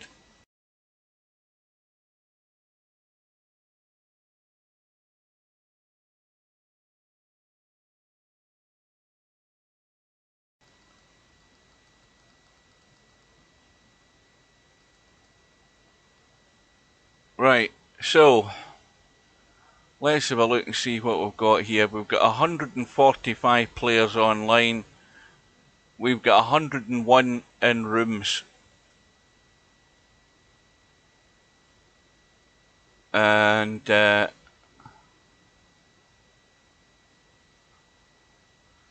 many defectors are in there tonight? Well, there's True North. That's a former VP player. I've seen that player in the lobby. Well, there's me. I don't see many more names that I recognise though. But anyway, 101 names of... there's Magica, that was a former VP4 player. He's there. But there's the difference. 101 players online, actually in rooms, whereas these are just people that they've got the app running. These are the players that are actually online and in the lobbies that are in this game. So that shows you 101 in.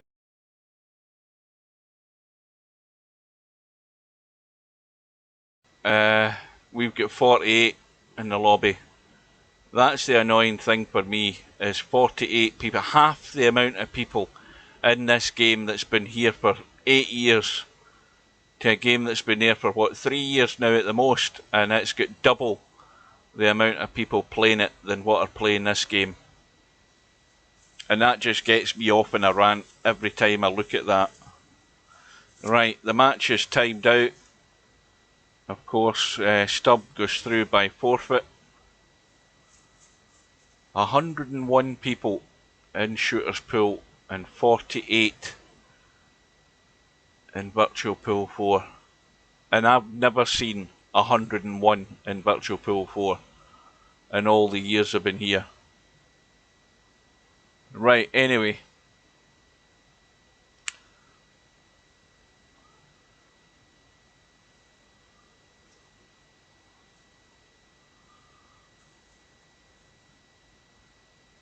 Right, the room has gone up. It's a race to 9 in the final. No lag for break. Well, I'm glad I'm well out of VP4 as far as that goes. I've got no involvement in it, and other than streaming. So the good thing is I don't have to take any blame for it, because there's nothing I'm doing other than streaming matches. or tournaments. It's down to other people to take the blame for whatever. Anyway, here we go. Both of them with the same cue by the looks of it, so I've now got no clue who's who.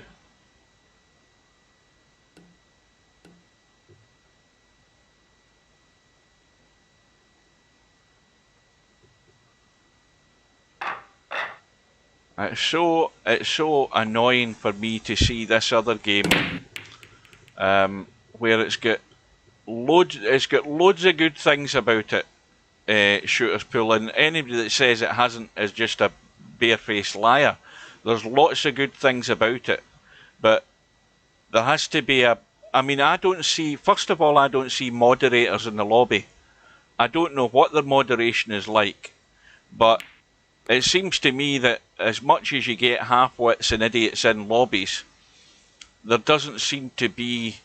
I'm not in that lobby long enough. I don't sit in there for hours. I just do what I did just now and go in for the occasional 5 minutes to have a look around and see what's happening. So I don't see a lot of backward and forward conversation in the chat.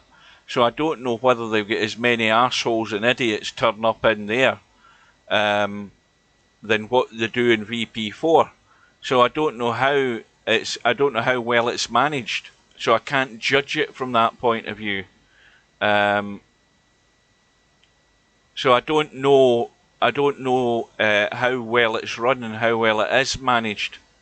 I presume there are idiots there, but how well does it get managed? I mean, it looks to me that Jorge and his brother, they can be invisible in the lobby. I think that's apparent. I think they can be online but not be shown in the lobby, which would be one way they could manage the lobby, but I don't see an awful lot of problems.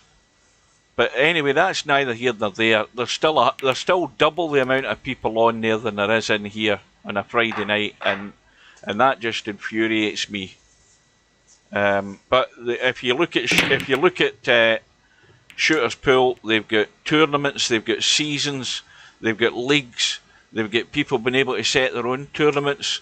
They've got all sorts of stuff available to people if they want it. I'm pretty certain there's just as many people go there and aren't interested in tournaments, but then again, there's as much interest for people that are interested in competition, because we've got loads of choices. I don't know what you can do. I just keep getting annoyed. The more that I look at it and see that there's double the amount of people in there than what there is playing our game, the more annoyed I get. That's why I steer away from it. Anyway, that was a combo in the 9 to start Slim off, and Slim getting a 5-ball again. So once again, if Slim's getting a chance, he's odds-on favourite to win this match if he can, stay at the table and do what's expected of him.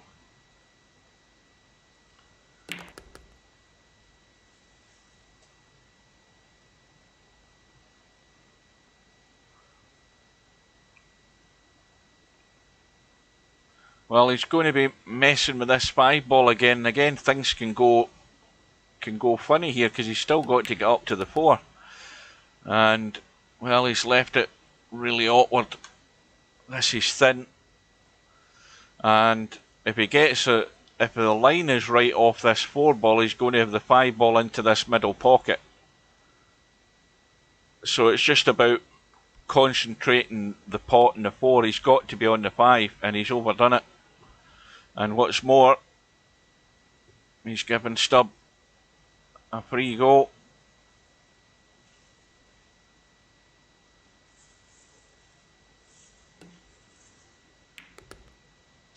Oh, where's the cue ball going? Well, Stubb's going to have to risk the jump cue this time. He's not going to try and kick this, he's going to go for the pot. But if he doesn't get it, it's odds on that Slim will have the 5-ball for the rack.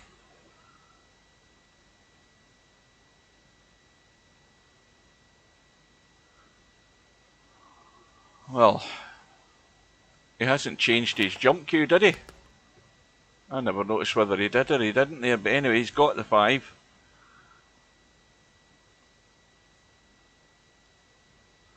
This is a difficult one.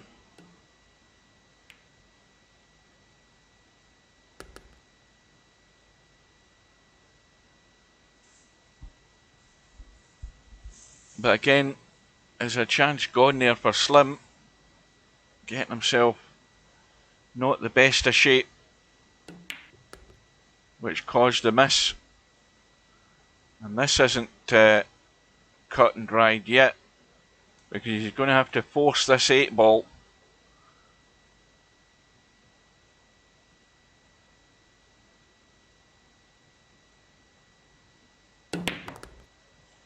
Now that's a stun draw.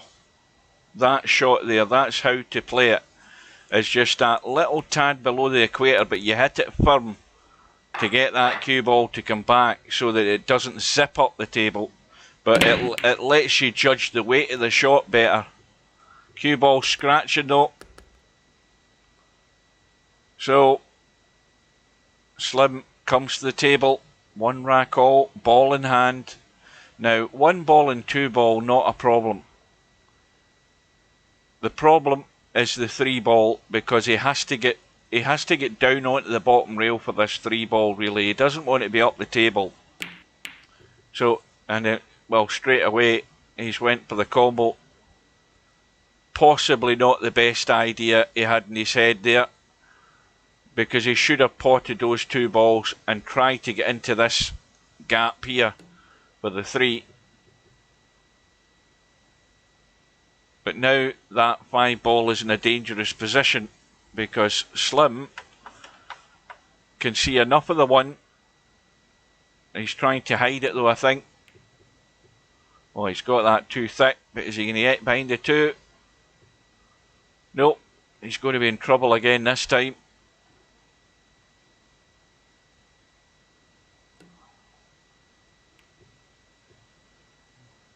Well, Stubb has to get behind the 9 and he hasn't got there either. Now, the problem with this shot, I don't think, I don't know whether Slim can avoid running into something here. And that's why he hasn't got an ideal safety. And I think Stubb will be tempted by the bank. Oh well. I think he's going to have to, well, I would have thought he'd have tried to jump. He doesn't fancy it. He's looking for a line, but I think he's maybe going to have to bite the bullet.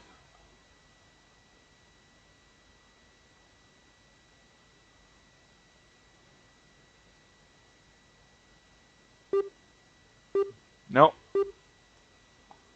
Going for the kick.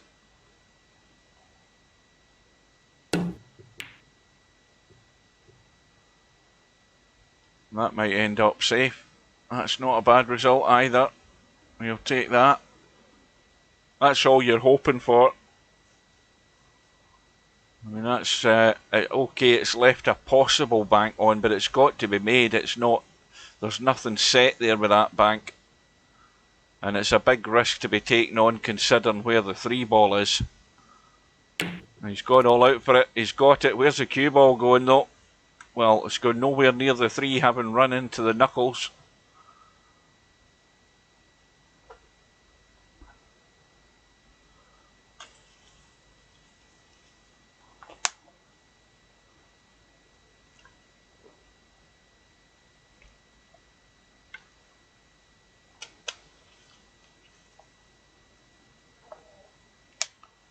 I think he got a double kiss there.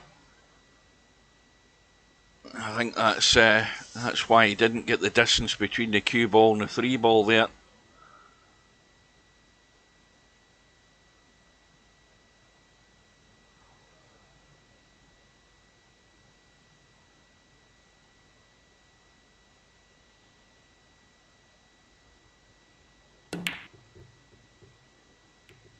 Yeah, that was not easy. Not an easy shot. So this time Slim comes to the table. He's going to have to go down and have a good look at this 3-ball because that's a lot thinner than he thinks. He's going to have to just chip that. He's got the left English on it as well, which makes it even more difficult. He's got to miss the scratch, miss the 9, and he would have been perfect on the 4. But he couldn't get them all in the right order. So now he's going to have to run for cover, nice and thin. Well, he's tried to play the reverse bank and he's got a double kiss. When he should have played the very thin edge, come around the angles and down to hide in the corner. And now he's blown it. He's blown it big time there. He had a much, much easier safety shot than he had with trying to play the bank because the bank wasn't good and he got the double kiss that blown it for him. And that's not ideal in the 6-ball either. Because I don't think he can he avoid this 9? He needs to be careful. He could run off this 9 and scratch. Well, he's hit it. He's hit it full in the face. Now that, again, he's going to have to drag the pace off this cue ball, I think, and try and skim that 7 in. It's like playing a draw shot, I think. It's like playing a draw, but a cut, if you know what I mean. No, he's letting it run, and that looks good. The pace is pretty good to me. And that's perfect. But again, that's come from the wrong choice of shot there by Slim. He had an easy safety, and he refused it, and it's cost him big time. It's now 2-1 to Stubb. But Stubb comes up dry this time as well, and Slim's at the table with, of course, just the 1, the 2, the 3-ball in the open, the 4-ball in the open, and the 5-ball in the open. And he's really got to be all square here in a minute. There's absolutely no excuse whatsoever that he can't be all square. Pot the 2. Now this is the problem where he's sat right now. This is not good to get on this 4. Now, does he try and stun this in and come around this way, avoiding the 8? He's trying to check it, and that's why he's missed the 3. You see, he's heading to be cute. I think he might have been better to try and stun it past the 8.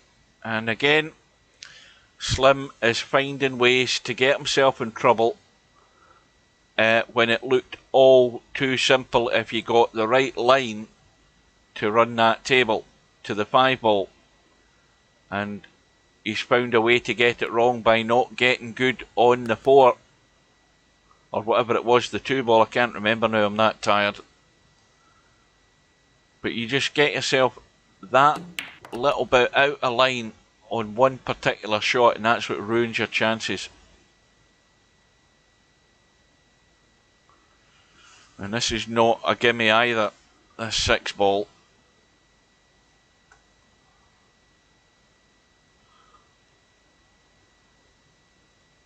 Tournament now been on for 3 hours and 24 minutes. Just a drop in on the 7. Oh, Slim's got to cut out the errors. He's got to focus when he's in with that chance, because he's, again, it's not a big ask for a player of his quality to get to the 5-ball, but he's been careless, and it's costing him early on in this final, and he needs to cut it out pretty sharpish. He needs to get rid of it. But Stubbs getting 2 and 3 balls in the break here, and he's got half a pocket with the 1 ball, and believe it or not, he's managed to overcut it into the 4, and here's the lifeline that Slim wanted. okay, it's not an easy starter, but he's got to get this and get out here to punish Stubb. Because this is unexpected. That table was there for the taking for Stubb, but he ran the one ball into the 4, and meanwhile Slim has got hard work to do here. He's got a really difficult cut in the 3, and he's got no way of knowing he's going to be good on the 4, and he's done everything with that but put it in the pocket. And so Slim's chance may have come and gone again.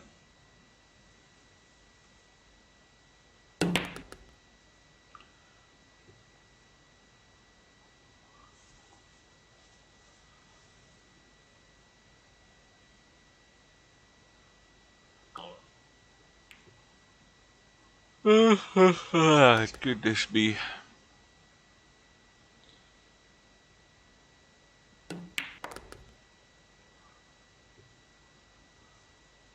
Well, this is going a wee bit higher, but again should not be a problem as long as you make sure you come far enough up the table. This should be nowhere near square on this 9 ball. It should be, the cue ball should be at the same length where it is right now on this 9 at this end of the table. So this for 4-1, and it's self-inflicted damage here for Slim. Stubbs again only doing what's expected of him. Let's have a quick look at the bracket and see the money. 4th place gets $200 V. 3rd gets 370. The runner-up gets 405. I can't read that. I've got to get out my chair. And the winner gets 805.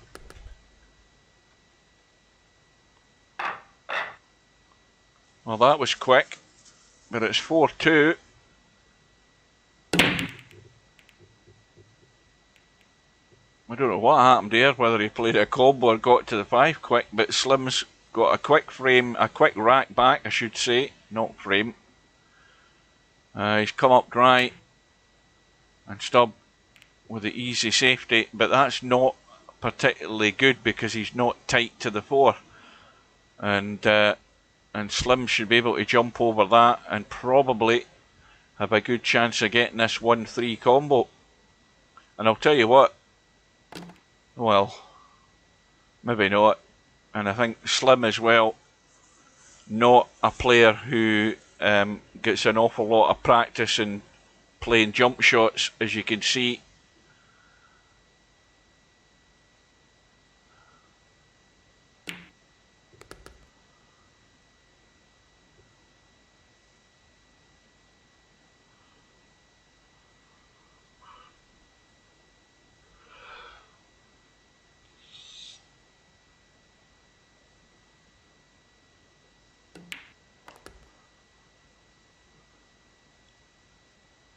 Well, the 4 ball goes cleanly past the 5. It's no way is it in any hazard there near the 5. So again, Stubbs should be out for a 5-2 lead.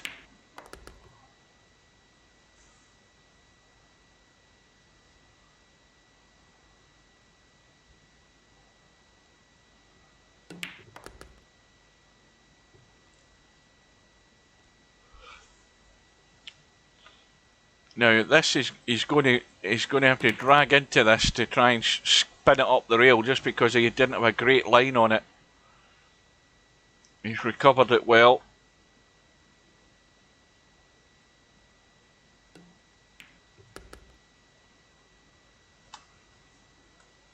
Now that's again just got to get spun across the table, avoid the scratch.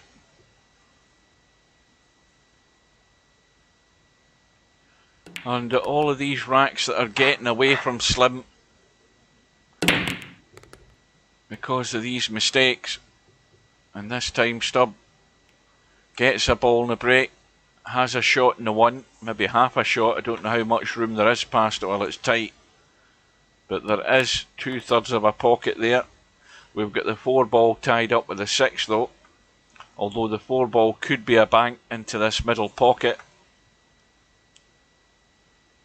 and that might be all that Stubb will have available to him. We'll soon find out. If he just comes down, he looks as if he's trying to break it out. Yeah, he's trying to run into it. He's actually got too much on that cue ball there. Went to the rail too soon.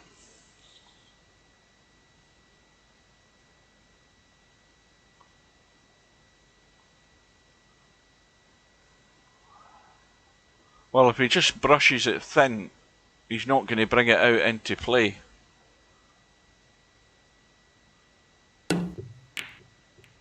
Oh, he's had a blast. Now he's taking liberties here, Stubb. And Slim needs to take advantage of that. Because that was a bit of a rash blast that he had there.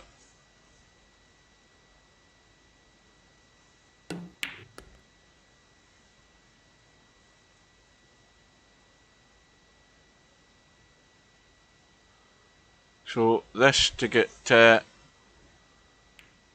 back to within 2. Of course, one pocket Slim getting a 5 ball. And I think I didn't hear anything go down there. No, he's come up dry. And Stubb again, he has a shot in the 1. And a chance to run out.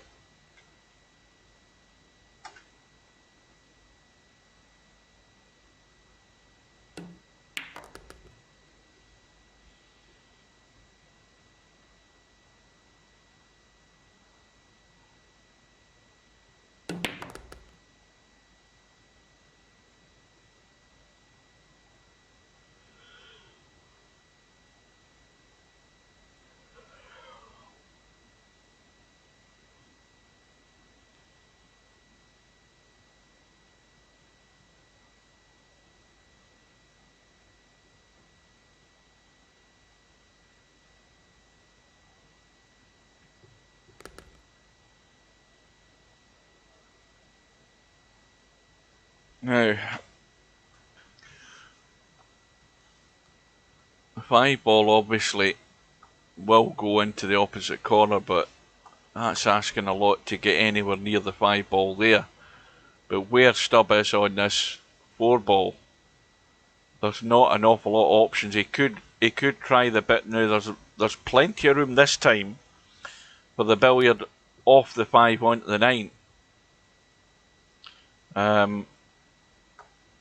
He certainly, I don't think he's banking the 5 because he's got no room to do it. So it looks like the 5-9 billiard.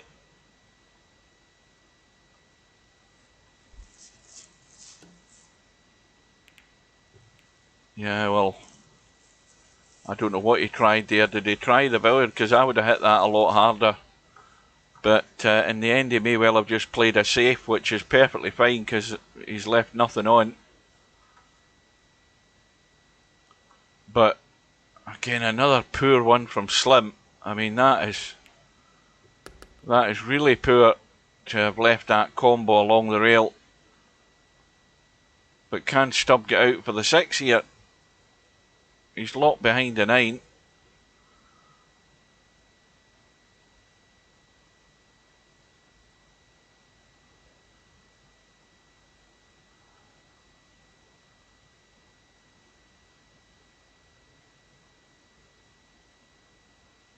Oh, with inside like that, he's trying to kick it and spin it. But he's only going to get locked up behind the 9 like that.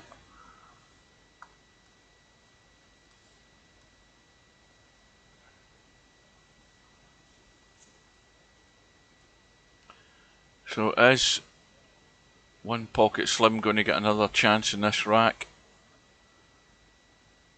Still only trailing by 2. Stubbs going all out for the cut. And he's got it. And it's going to be up and down for the bank on the 7. There's no way he's cutting that. He's going for the bank.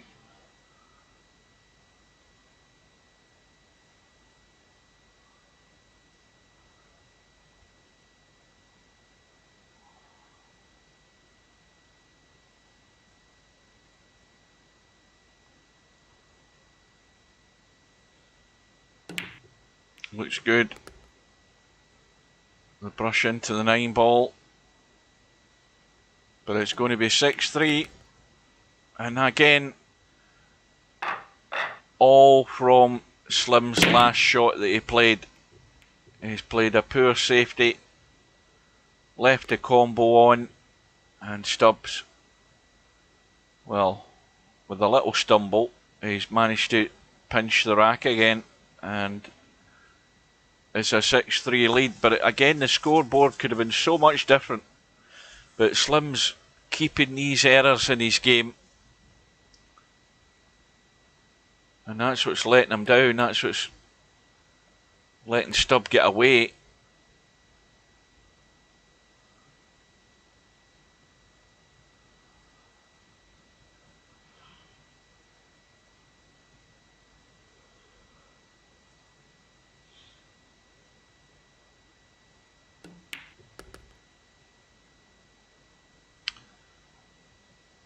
Now, big risk here to try and do anything with this 6 ball and still have a shot in the 5.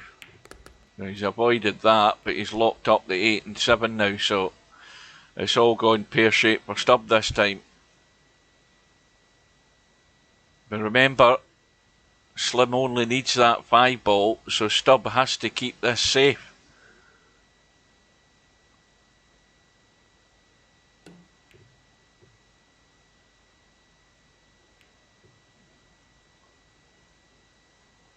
Now, well, Slim has got a choice here. He can try banking this to the left side of the table, which he's tried, knowing that even if he doesn't get it, the chances of Stubb actually running this is fairly slim. But Stubb's got an angle on this 5 ball that he's going to try and break out the 8 and the 7 here, like that. But the only problem is he couldn't guarantee to have a shot in the 6. So Slim lives again for the moment.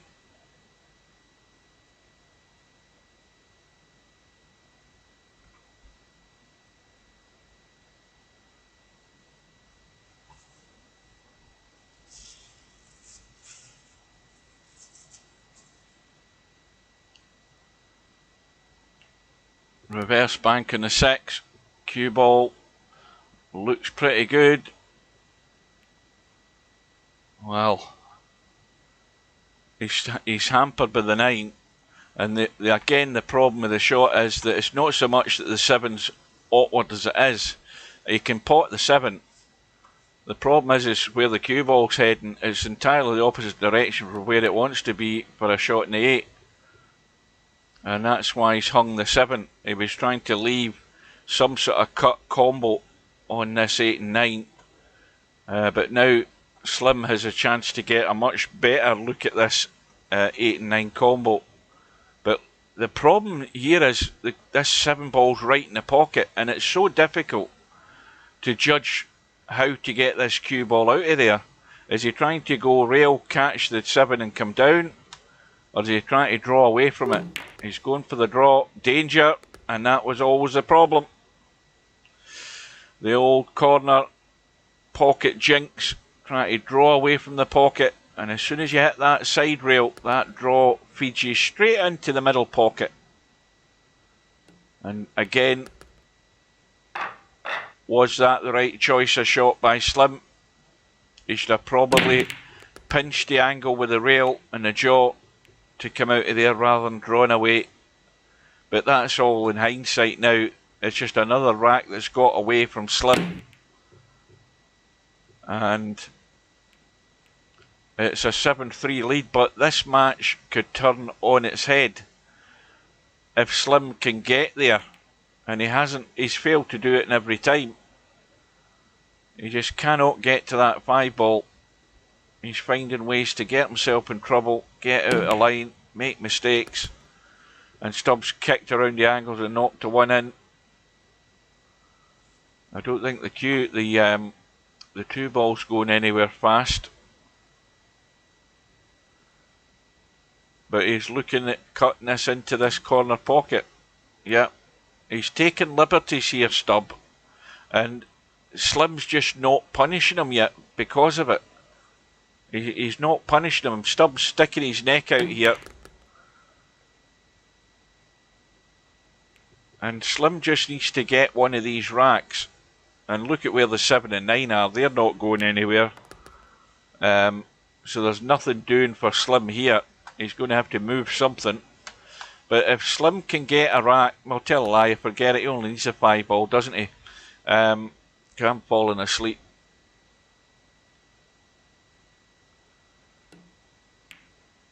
And like I say, the more Stubb plays these loose shots, the more they should be punished. And if Slim can get control of the table, which he has now, get a ball and get a shot and get a couple of quick racks and get to that 5 ball, he can certainly turn that scoreboard around. But it's not easy. The 2 ball does go, but he's got to go across the table and find a gap. But he's not doing it. He's trying to hold it, and that's why he's hung the 1. He's trying to be too cute when he should have went across the table and over to find that gap. He's trying to play it the cute way, and whenever you play it the tentative way, the first thing you have to do is get the first object ball to the hole, and he hasn't done it, and it's another chance gone. And we know that that 2 ball passes that 8 ball.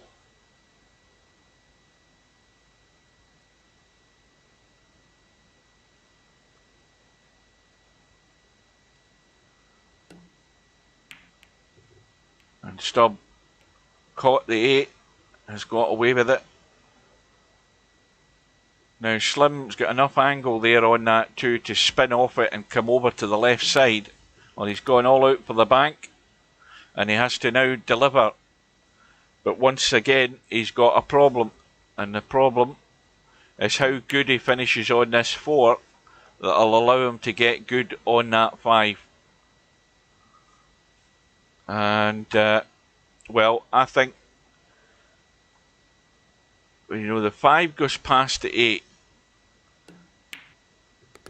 He's trying to come around the short side, and that's perfect. So that's at least 1 that he's taken, but it's the only one he's really taken from the chances he's had so far. But he's back to within 2.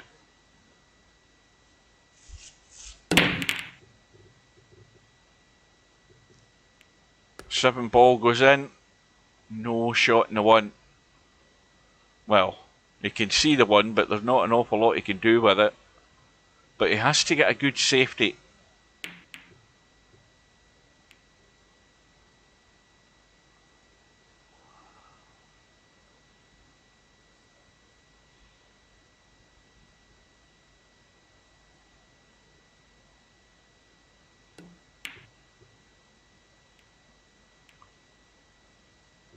Well, 9 ball in extremely dangerous territory now, right over that top corner pocket. And got to be careful with this 1 ball, keep it well away from that top end of the table. He's looking at playing the bank here between the 5 and the 8. Oh, he's got it all wrong. I think he actually tried to play the spin into the with the cue ball into the 9 there, and again, being far too ambitious, he should have played the proper bank on that 2 ball, or the 1 ball, I should say. This time, Slim's the one that's got away with it though.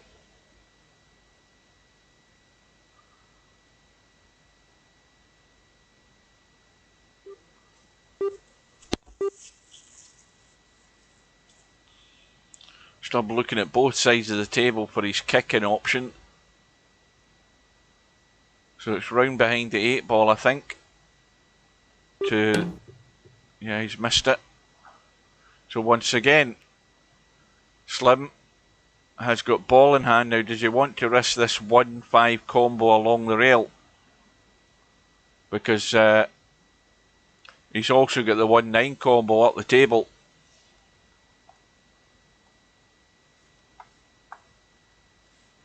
I'm looking at the 1-5 combo there to see how it looks. Well, this has got to go.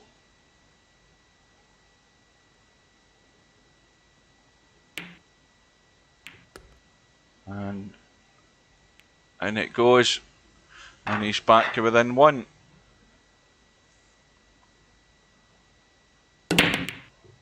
And a ball in.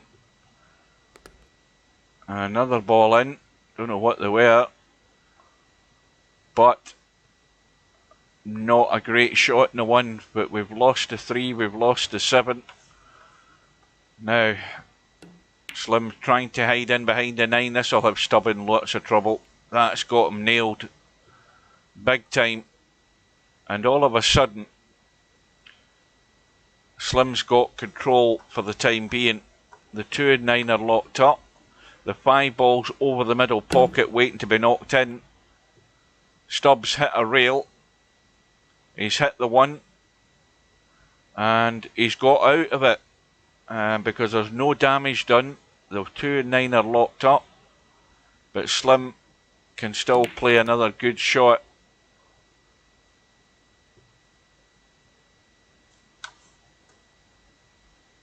Now you can just brush that 2 to the side rail. And again, have Stubb in trouble because he can't see any of the 2. He's going to try and... Well, the line that he wants to get to is pretty close to the 8 ball. So if he's going to get to the 2, he's going to have to spin it from the rail across. Well, he's picked the line well. I don't know whether he actually had to put any spin on it. He's picked the line very well indeed. And now Slim just needs to roll the 2, brush off the 6, and he'll have a shot in the 4. And we're going to have a tied ball game in a minute here. That's how easily it is to get into the match if you start getting to that 5 ball.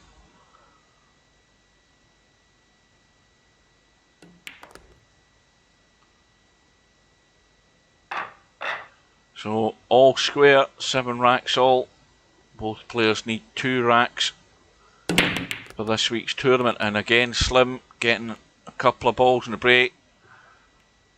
And once again, he's got a shot in the 1, but nothing inviting.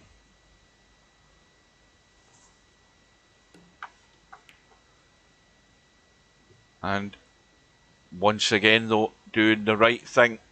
When you've got that easy safety, then you take it and you lock your opponent up.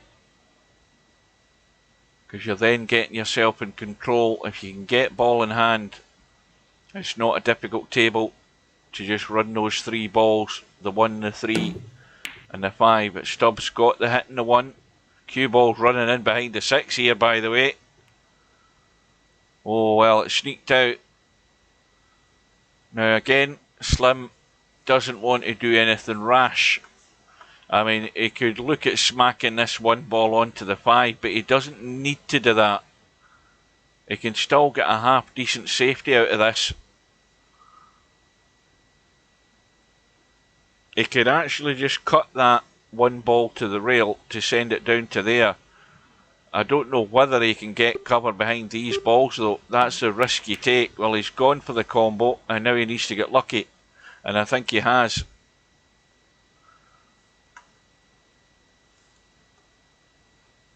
Once again, it's not a difficult kick.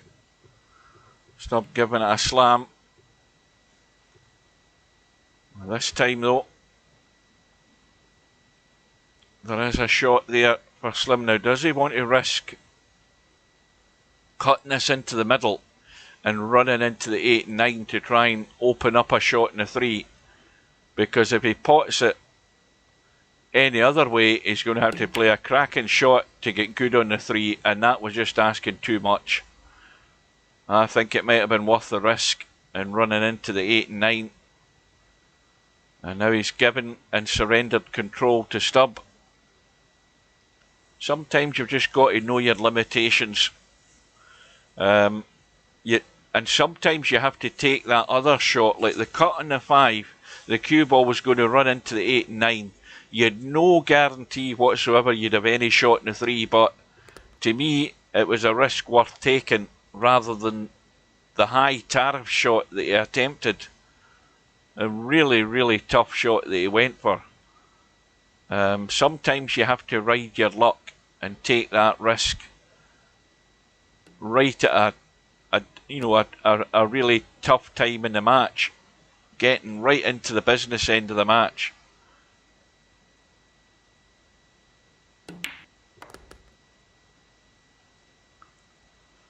Well, the 8 ball, let's have a look from that side. It goes past the 9, no problem there.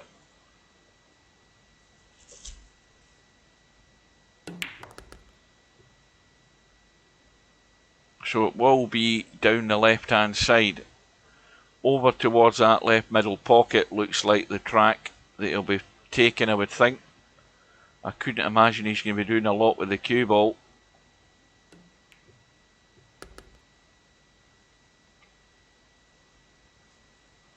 Now, with this shot, it looks as if he's just going to brush through the 9. Yeah, just brush through, put it into this middle pocket. And that will take Stubb to within 1. Well, guys, it's going to be a short and swift good night. I will thank you for watching. Thanks for your company, guys. Those that have been and gone and those that are still here. But I've got to dash out here and get straight to bed quick. It's now 10 to 11.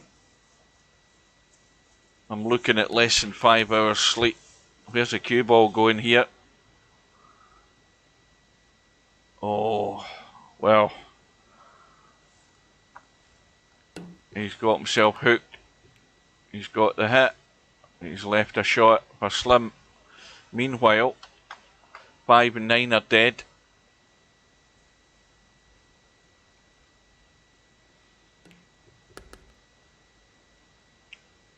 Now,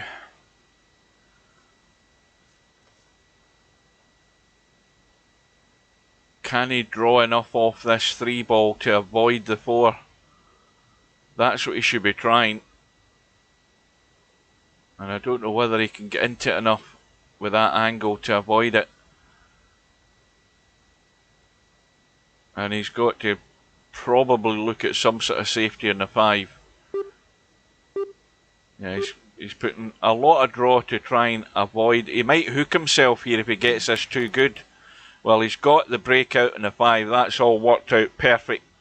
He went for the breakout, took the risk. He's still lying plumb on the 4, although he's a wee bit straight. But it was a risk worth taking, and he gets the reward.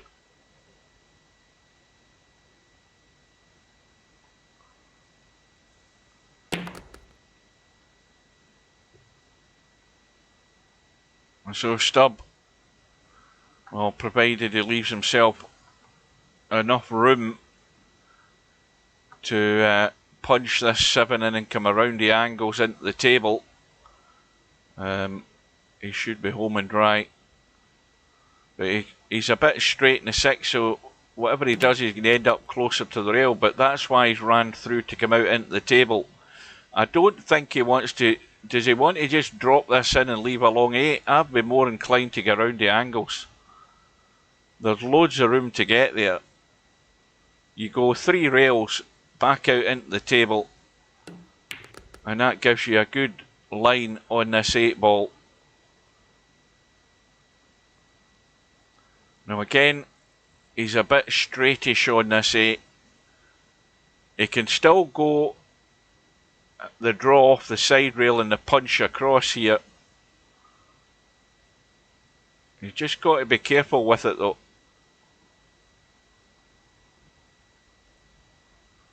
He's putting loads of top on it. And he's going forward.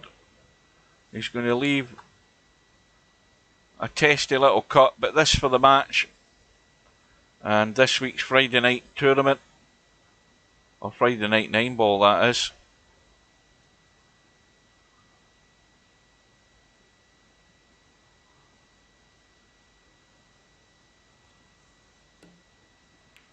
And in goes the 9. So Stubb, well, it could have been all so different if he'd hung around last week. It could have been the virtual 9-ball World Championship, but this is all he gets out of it for the way he's behaved.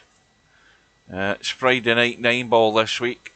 Stubb wins the match by 9 racks to 7. I am off to bed, guys. I will bid you good night, and thanks for watching.